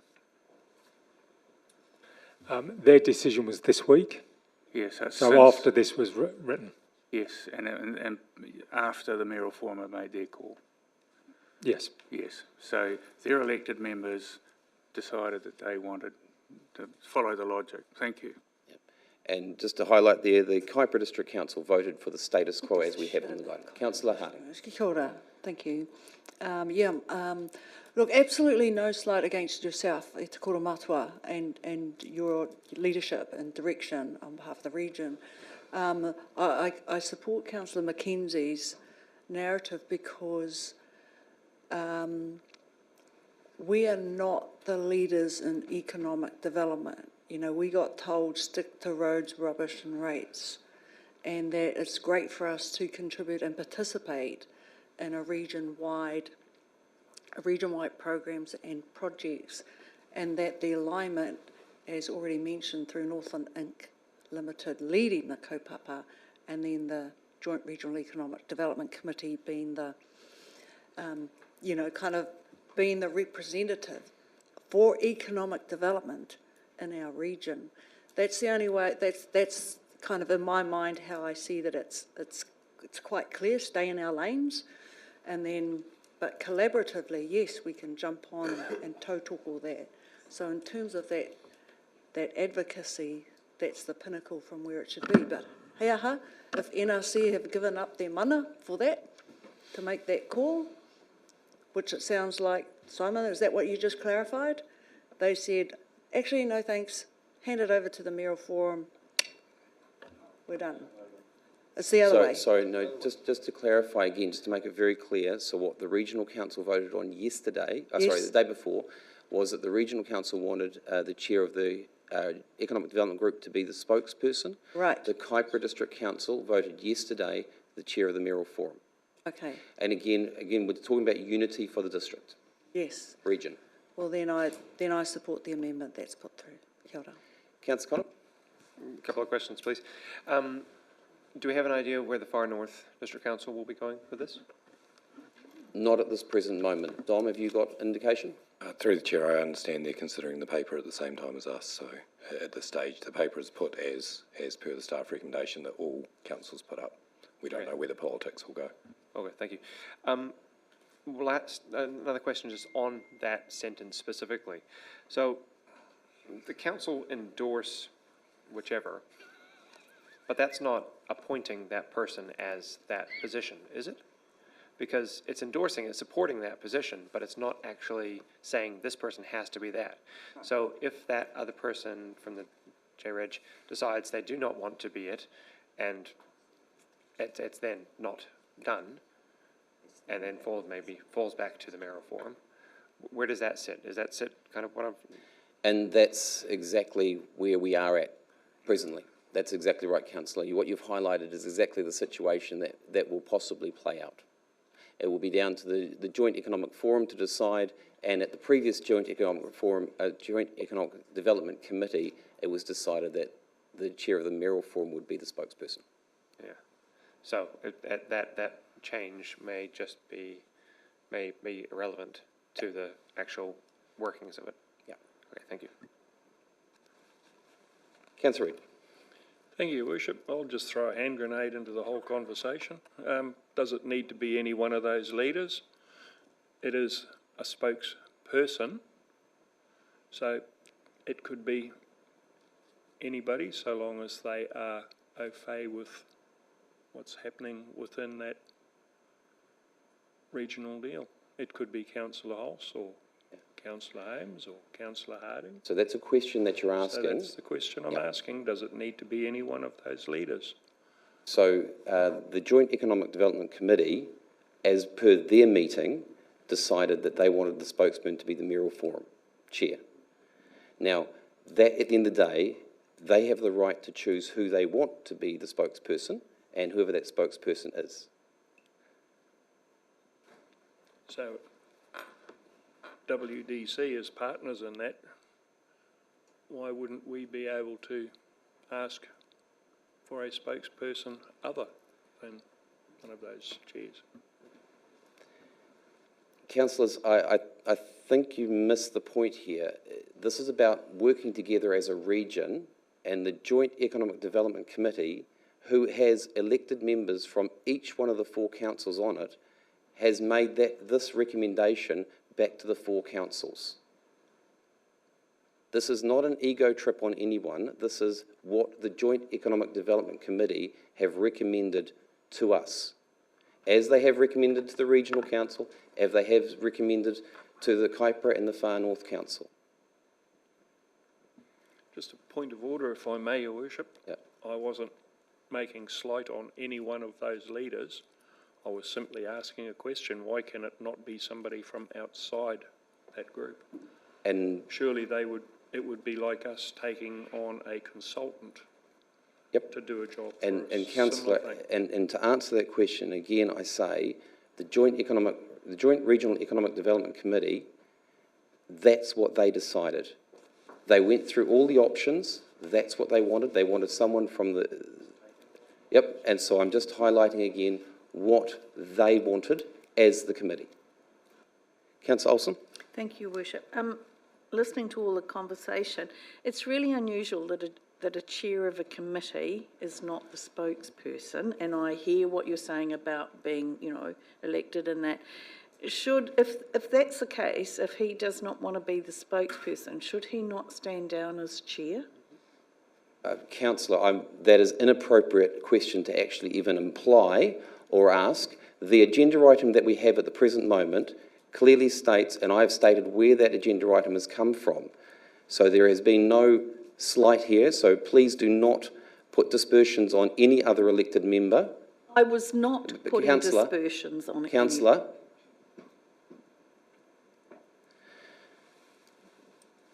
Dom, do you have anything else you'd like to add to this?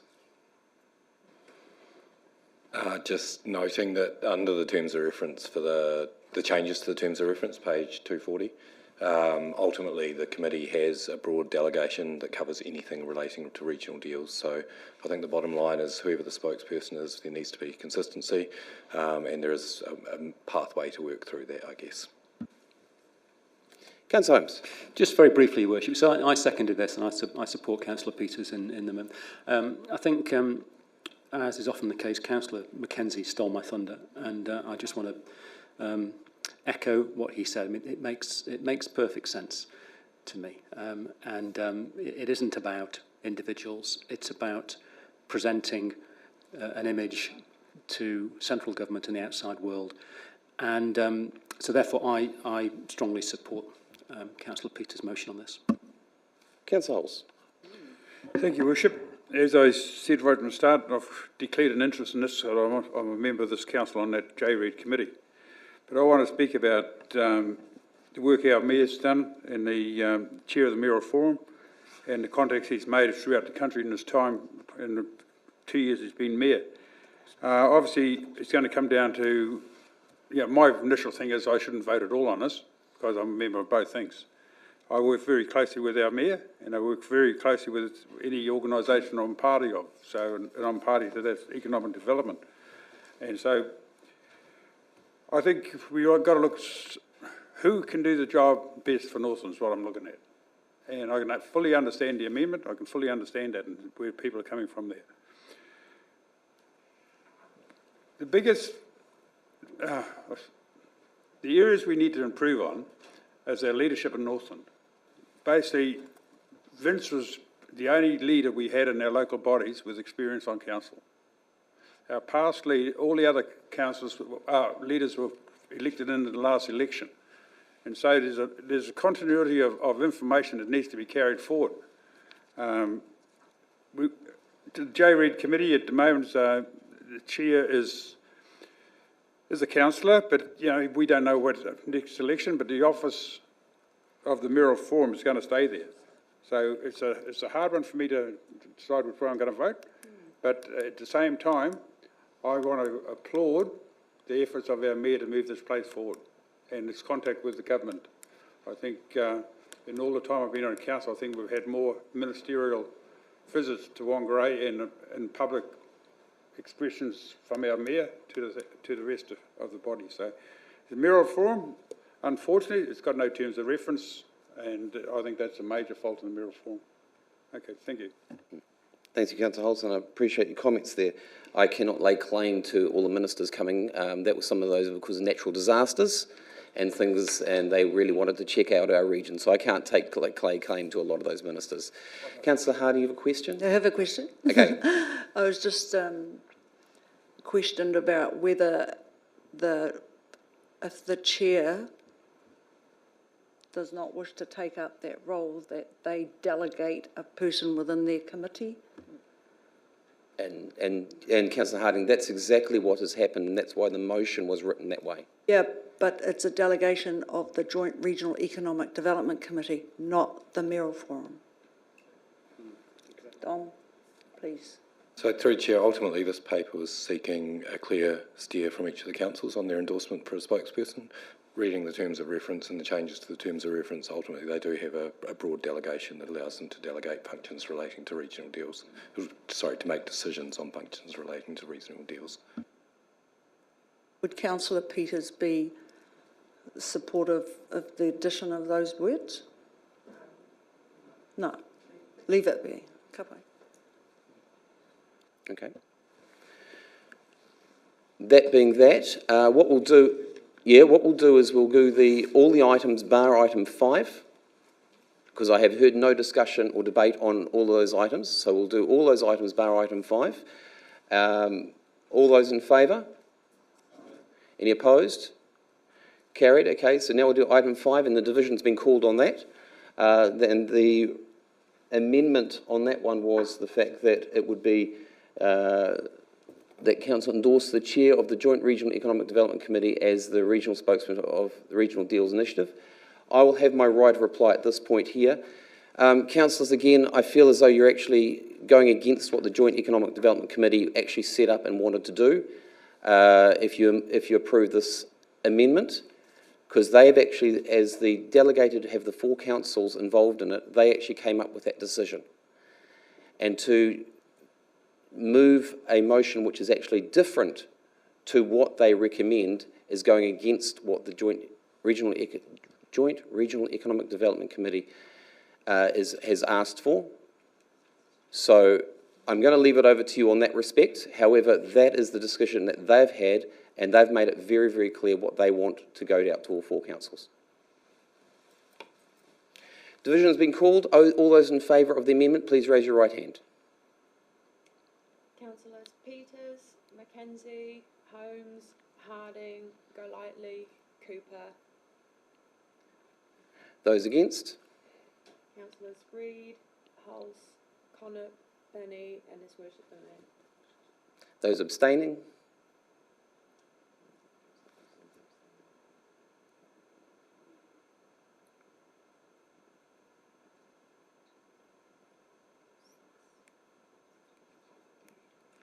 Has been carried. Now it moves to the substantial motion.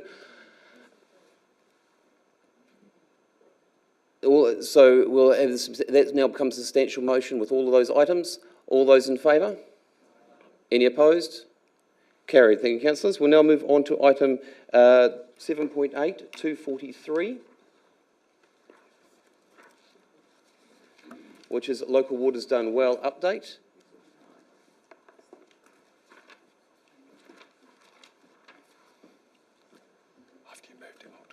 Okay. I'll move the motion. Councillor Mackenzie, you seconding as it is, or? No.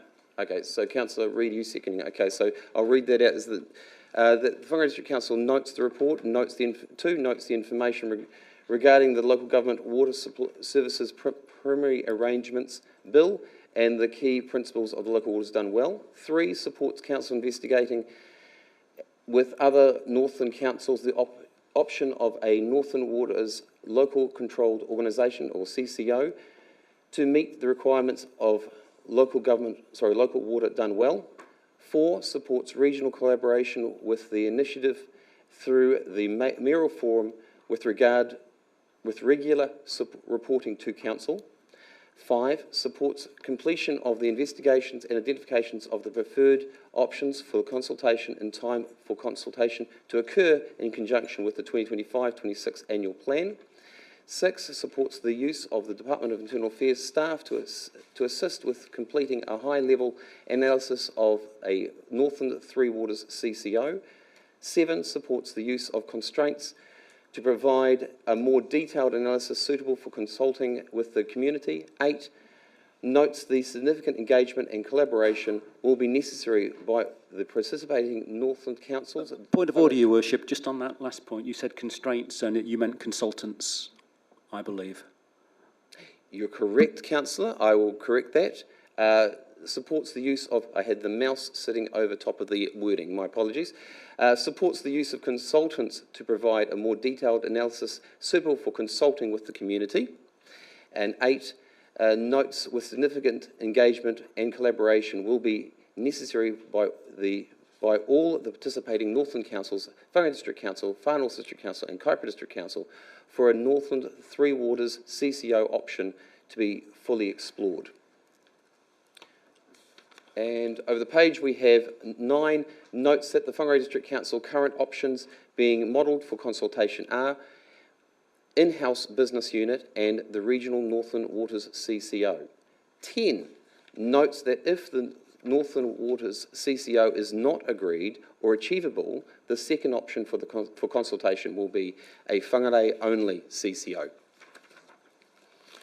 Councillor Reid, I see you've seconded that, which is excellent, and I'm going to hand it over to Simon to speak to it. Thank you. Through the Chair, this week the Minister of Local Government introduced to Parliament the third bill for local water done well. The third bill will be the central piece of legislation for New Zealand's water services systems. The bill has received its first reading and is being sent to select committee, and we understand that third bill will be sent out for submissions, and submissions will be open up until February 25, at the end of February 25. As part of the commentary that came out at the time that this was announced, which was Wednesday this week, there was an announcement that government expects local government to be working together and for councils to look to resolve the problems within the water industry and within their councils, and also to establish joint water organisations. So in that regard, this, albeit mentioning that we will also be looking at a WDC business unit for water services, points us in the direction of also looking in detail at a Northland Waters CCO. And this agenda item is going to all of the councils, and the intention is that we work towards looking at how that would operate, looking at how the costs would fall, and being able to provide advice and information to council early next year so that the councils can make some decisions around whether they want to pursue the option of a Northland Waters CCO. In the background and within the narrative within this item, we also talk about other options. There is some ongoing dialogue that is going on with Auckland Council. Auckland at this point has really positioned itself as a contractor or a consultant that would provide a contracted service potentially to other councils, but not be a CCO participant with other councils. So that's how we understand it falls at this point in time. And in regards to kind of CIPRA's position, they are interested in looking at both a Northland Three Waters CCO, but also in a contracted opportunity with another council, whether that be Auckland or another or a different council. That is yet to be determined. So we're working well in this space, I believe, across the region. There needs to be a significant amount of work undertaken to be able to provide you with advice in this space. The Department of Internal Affairs has signalled that they are happy to do some high-level modelling for us, and we're keen to take that up. To be able to paint a full picture, we would need to provide detailed analysis, the type of analysis that probably won't be provided by DIA, so we'll need some consulting assistance to be able to get this over the line and provide you with the information you'll need to consult early next year, in line with the annual plan. Thank you, Simon. So just to highlight, councillors, this item has actually been presented to the Whangarei District Council with their slight amendment of item 9. This item is also being submitted to the Far North District Council. Again, this is about unity amongst the regions, about working together, and this has all been through the process. You have had several presentations on this already, so it's about, again, working together as it is. Councillor McKenzie. Thank you, Worship. I'd just like to propose an amendment, please. And what would the amendment be? So all of the points remain the same, but there would be a point inserted as point 3, and then the point 3 moves down to point 4 and so on, which states, confirms that Auckland Council have notified WDC in writing to say they decline to collaborate with WDC to explore an Auckland/Northland regional CCO option for local waters done well, and have offered contracted services only to Northland councils. Yep, you. Okay. Basically just what Simon said, but putting it in there so that we can show the government that we have reached out to Auckland, but Auckland have notified us formally in writing to say that they have declined to explore that option with us. I support that. Do you have a seconder for that? Councillor Holmes seconds that? Let's speak to it. I think I already have, thank you. That's good, that's fine. Councillor Harding, you'd like to speak to this? The amendments or? Oh my God, I can't remember why I pushed the button. We can come back to you. It was around, oh, sorry, yes, it was just about the Kaipara was interested in contracting those services. So how does that work? So if Auckland doesn't want to be part of CCO, they want to offer contracted services, Kaipara's interested, how does that work?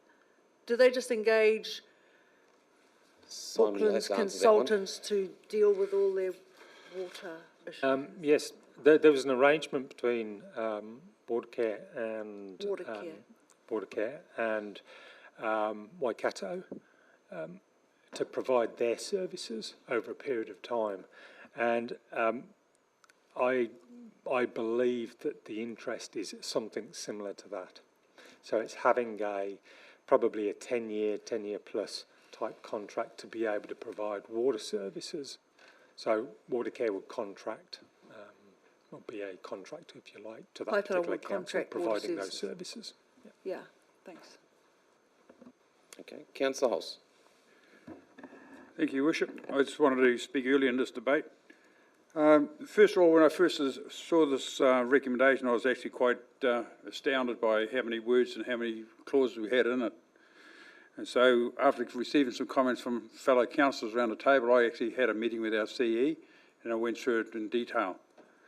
I think our Whangarei District Council is extremely lucky. We've got a CE like Simon who's come through the water industry and was appointed to the National Working Party, but also to Angie, Venmore and Sarah for the work they're doing in the background. So in discussion with our CE, the main points of all these points is basically to satisfy parties basically outside of Whangarei so they understand that every bit of work in the background has been covered off and explored, and we're working closely with DIA, which is Department of Internal Affairs. So it's another case that the bureaucracy takes over from common sense on a lot of occasions, and I do not like the use of consultants' use over top of our elected members. Our elected members need to be involved and know what's going on, but here, once again, and nationally, this is the way DIA and the government wants to do it. It's absolutely a shame that they do not learn from good practice. I would have thought, after the debacle of the Three Waters, that the present government would have said, wow, we've got some good examples where the water services are delivering good community outcomes for their ratepayers. I would have thought they would have picked and modelled a few good ones and said, there's a model that you could follow. So what's the point of having leaders if people are not prepared to follow? So once again, we're back down in the bureaucracy. We'll have to come through that, raise our heads up and make a local, a regional deal. Oh, we'll make a new water entity.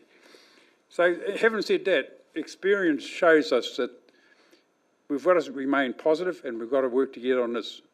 You know, I'm more than happy for us to really lead Northland, as I pointed out, because we've got some really good staff members working in this space.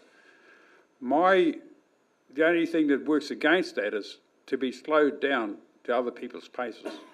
We've got dates we've got to meet, so we've got to be prepared to drive and be really hard on our appointed people in here.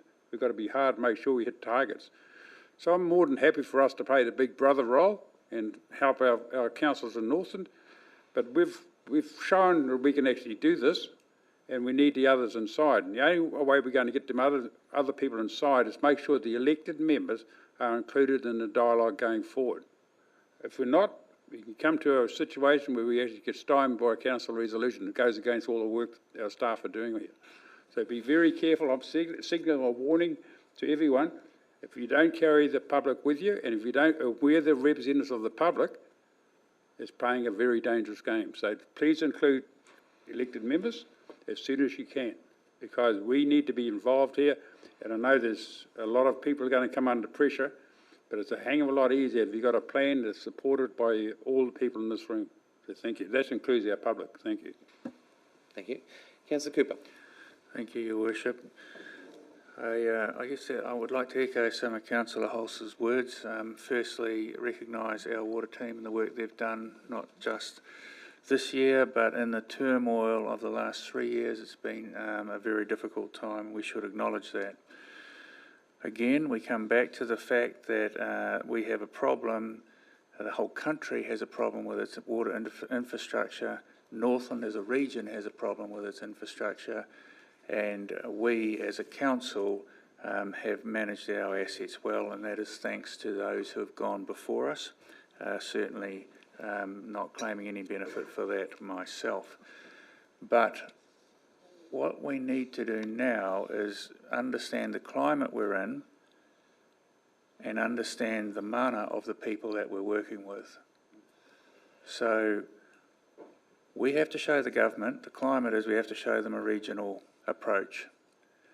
Understanding the mana of the people that we're with is that even regardless of what we feel, how those councils have managed their assets, they must be approached with respect and understanding. And they have very different backgrounds to our council and histories.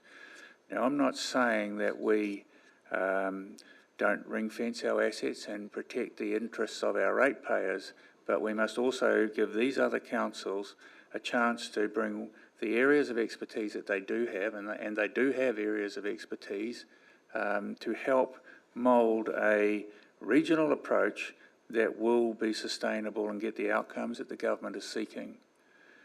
I have full confidence in the Chief Executive to negotiate that. Thank you. I think terms with respect to Councillor Hulse like Big Brother do not help that inter-council relationships. And I think maybe we're seeing a little bit of pushback on that on some of the other issues that we've discussed today. We must go in there ready to respect them and work with them. But I support the motion. Thank you. Okay, thank you, Councillor Cooper. Any other discussion on that? Councillors, what I'll do is I'll speak to the motion, the amendment.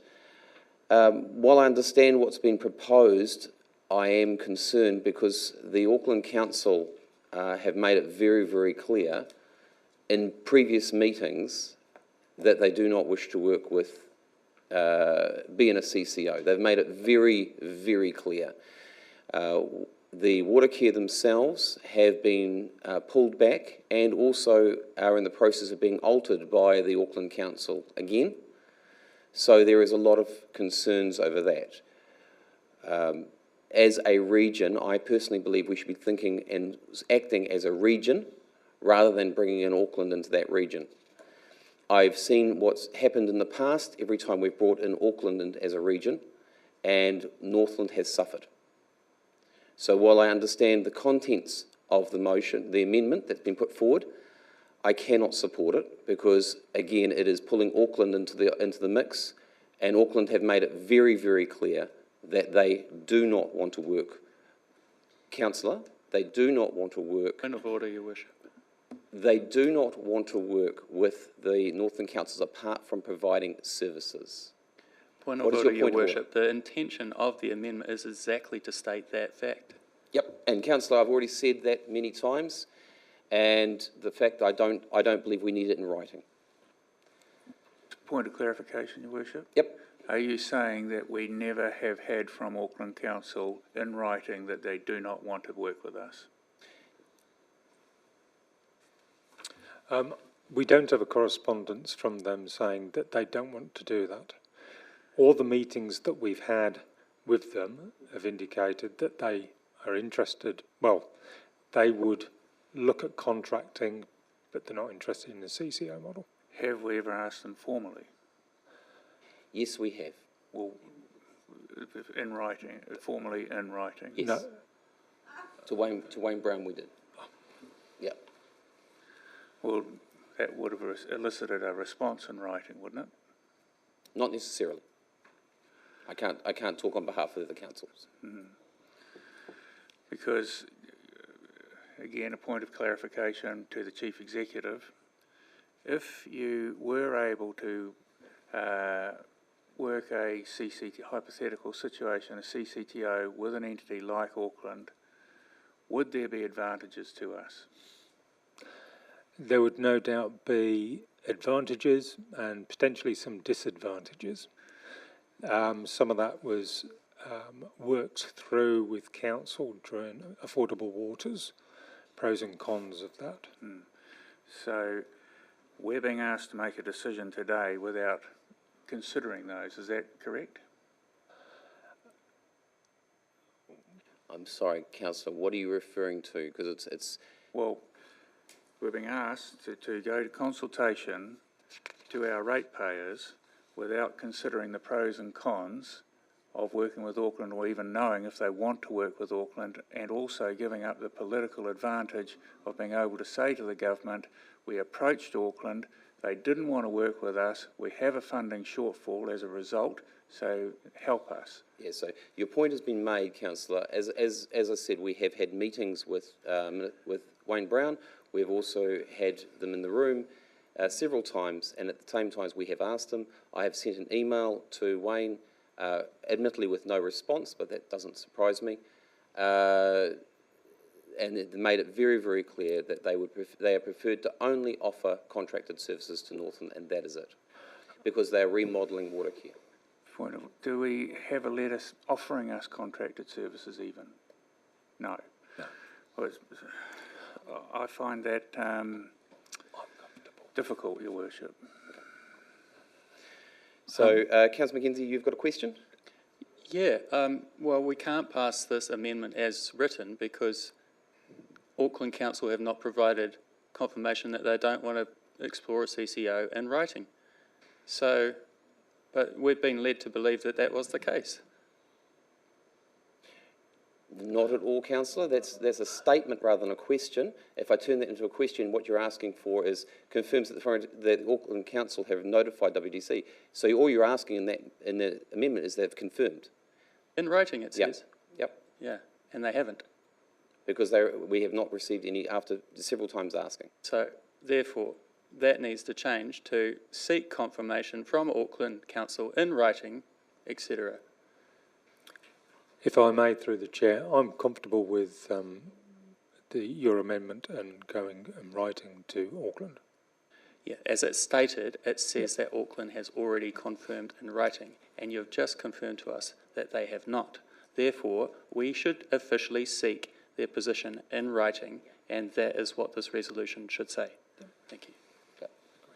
So I'm going to make sure that the wording is corrected, and then we'll get the mover and the seconder of that to make sure that they are comfortable with that, what they're moving.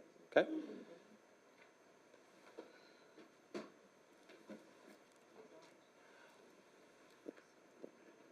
Well, no, they're just working on it at the moment. So what we'll do is we'll just do because it's just come on 11 o'clock, we will do a 10-minute break while the team sort that out.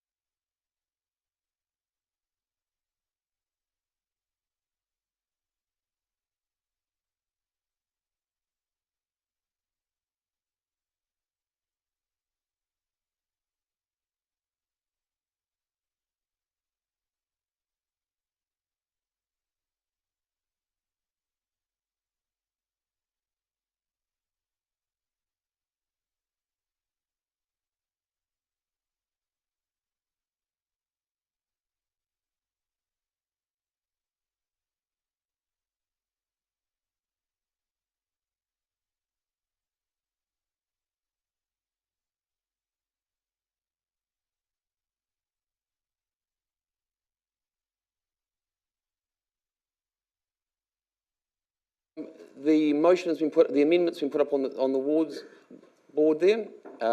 Councillor Mackenzie, you're happy with that amendment? Councillor Holmes, you seconded it, you happy with that? Yep. Any other discussion over that? No other discussion? All those in favour? Any opposed? Carried. Thank you, councillors. Now we'll make the substantial motion. All those in favour? Any opposed? Carried. Thank you, councillors. We'll now move on to item 7.9, which is on page 261. This is the Whangarei to Port Rail Political Advisory Group. And Councillor Hulse is moving that one. And Councillor Cooper is seconding it. And you, Councillor Hulse, you are picking up the spelling mistake that Councillor Reid found. Yes. And we all missed. Okay, motion is approves the extension of the Whangarei to Port Rail Political Advisory Group to include elected representatives from the Northern Regional Council. So respelling of the word elected. So simple. And this is Anne, as in one, yes. And Councillor Hulse, do you want to speak to that? Yes, well, this committee's been set up to actually just have some political input into a lot of the thinking of the rail and the people working behind the scenes. Over yesterday at the Regional Council meeting, and I was deputising for Councillor Reid, we had an update on the Port Rail link, and it's gone really, really quickly over the last couple of months since we set this group up. And it's really good to have Sarah, Erwin and Jim involved and other people involved. But as we've gone, at the last meeting of this port liaison group, we actually had the Port Authority, Rosie Mercer, and a few others invited to come along as well, and to get that information that's needed to actually plan this route properly. And it's all going really well at the moment. The update we had yesterday and was really, really positive. And I think we've got the right people around the room to move it forward really quickly now. Thank you. Okay. Councillor Cooper. No. Well, yeah, no. Very good. Thank you. Okay, Councillor Reid. Thank you, Your Worship. If I could, I'd like to move a small amendment, and our good ladies have got that to put on the screen for us.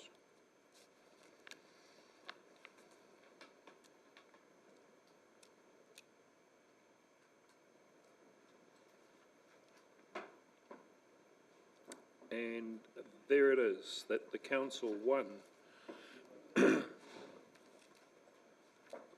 you're moving the amendment that approves the extension to the Whangarei to Port Rail Political Advisory Group to include the chairperson of the Northern Regional Council.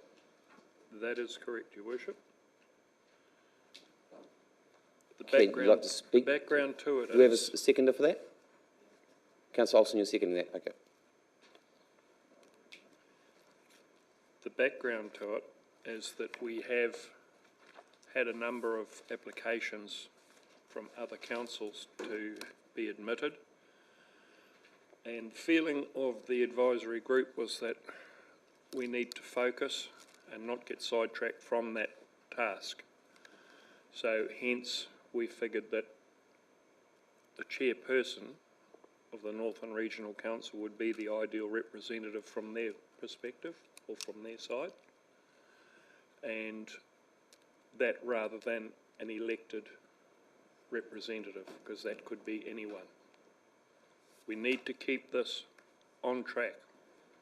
We're under a time ban, or time space rather, and focus is where we need to be. We do not need to be sidetracked.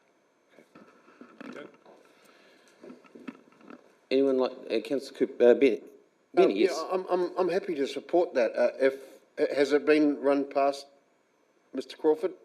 I've told him, and we have talked. He's happy with that? That's my question. Yeah, okay. Through the chair. So I just have to point to the councillors on page 263. There's a letter there, which actually comes from the chair of the regional council. So I think this is more of a semantics in relation to the actual motion itself, rather than a substantial part to it. But So the amendment, if he doesn't want to be part of it, he wants one of his staff to be on it, well, one of his elected members to be on it, which, because I'm reading the letter, and correct me if I'm wrong, but it doesn't say anywhere that he says he wants to be on it himself. He has made it very clearly within that letter that the regional council needs to be part of it. Yes, you're correct. He's you're right. It does. At that point, it does not say specifically him. That will probably be a decision why he has to take it to his council for that answer. But if he declines, then we won't have anybody from the regional council on there, where there won't be an opportunity. That is correct. Yes. To put anybody else on. So yeah, I'm really happy to support it if he was an acceptance of it. So that's the only issue I have with it. Okay. So fair comment there. There is no letter we've received on that, but fair comment. The letter does say regional council. Yes, Councillor Harding. Sorry, I had a similar take on the letter, and that maybe he worded it that way because he probably needs to they need to nominate who that is, and hopefully it'll be him. But then then we're back to the drawing board to rewrite things. Could we say the chairperson or the representative elected, Or his alternate. or his Okay, something? so I'm sorry, we're going to have to just double check here. So, Councillor Reid, are you acceptable for that wording to be put in there? Can I see it on the screen? Or there?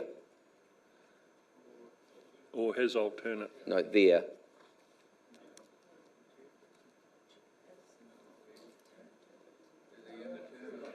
No, councillors, I need to make it very clear that the way that is worded is referring to a chairperson. Now, the chairperson of the regional council has changed before, so that's why I'm saying you need to keep it quite neutral in the way you stance and you write. I did rewrite it. Yep. Yep. Are you happy with that, Simon, for that alternative? Yep. Okay. The second of that, which was Councillor Olsen, you happy with that? Okay. So the amendment has been put like that. Any other discussion on that? No other discussion. All those in favour? Aye. Any opposed? Carried. That now becomes a substantial motion. All those in favour? Aye. Any opposed? Carried. Thank you, councillors. We'll now move on to item 7.10, which is on 265. This is the temporary road closure of the Taste Whangarei March 2025. Do I have a mover for this? Councillor Reid is moving it. Councillor Harding is seconding it. Councillor Reid, you have the honour and privilege to read this. Thank you, Worship. I thought I'd have been beaten by one of the foodies we have amongst us, but never mind, I'll become one. Recommendations that the Council, 1, approves the proposal to temporarily close the following roads to ordinary traffic for the Taste Whangarei, a multicultural food fair event on the following date in accordance with the Transport (Vehicular Traffic Road Closure) Regulations 1965. Thursday, 20th of March 2025, Cameron Street, from the corner of John Street and Cameron Street to James Street. James Street, from Cameron Street to Robert Street, period of closure 2 p.m. to 10 p.m. Approves the proposal to temporarily close the side roads off the roads to be closed for up to 100 metres from the intersection for safety purposes. Delegates to the Chair of Infrastructure Committee and General Manager Infrastructure the power to give public notice of these proposed temporary closures, to consider any objections and to either approve, cancel or amend any or all of the temporary road closures if applicable. Okay. Thank you, Councillor, for reading that. And it's good to see we've got Victoria B and Lana in space there. You'd like to speak to that, Councillor? I will not attempt to say that at 10 o'clock on the Saturday night. Okay. Any other discussion? Any other comments? No, there's no other. Team, I just want to say thank you very much for putting this forward, and thank you very much for, again, trying to make the district a multicultural event and a multicultural society, which is what we are. Thank you very much for that. Councillor Reid, you'd like your right of reply? Nope. The right of reply has been had. All those in favour? Any opposed? Carried. Thank you, councillors. We'll now move on to item 7.11, which is on 275. I'll move it, Your Worship. And Councillor, oh, okay, right there. Ken Cooper is going to move that, and Councillor Connop is going to second that. Or are you declaring an interest? No? Stated in it, but Okay. I support.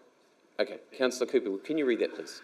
That Council 1 delegates the power to make urgent decisions on behalf of Council or its committees between the last scheduled meeting in December 24 and the first meeting of Council or its committee in 25, the 24-25 Christmas recess period. 2, any two of either the Mayor or Deputy Mayor and the Chairperson of either the Finance, Infrastructure, Strategy Planning and Development, Community Development or Tika Reo Strategic Partnership Standing Committees. Number 2, in the event the Mayor and Deputy Mayor are both absent from Council at the same time, delegates the power to make urgent decisions on behalf of Council or its committees over the 24-25 Christmas recess period to any two chairpersons of either the Finance, Infrastructure, Strategy Planning and Development, Community Development or Tika Reo Strategic Partnership Standing Committee. 3, approves the increase of the Chief Executive's financial authority to $10 million excluding GST for the period between the last scheduled Council meeting in December 24 and the first meeting of Council or other relevant committees in 25. Any contracts over the Chief Executive's usual delegated authority, 3.5 million GST excluding, be in written consultation with one of the following: Chair of Infrastructure Committee or the Mayor. 4, notes that if it is considered necessary, an extraordinary meeting of Council will be called during the 24-25 Christmas recess period. 5, notes that if urgent decision-making process is exercised, the instances will be reported to the first Council or relevant committee meeting in 25. And the reason I move this is it designates Councillor Nicholas Connop, which gives me great comfort, the authority under Section 25, brackets 5 of the Civil Defence Emergency Management Act 2002 to declare a state of local emergency in the event the Mayor is unavailable over the 24-25 Christmas recess period. Thank you. Thank you for that. You'd like to speak to it?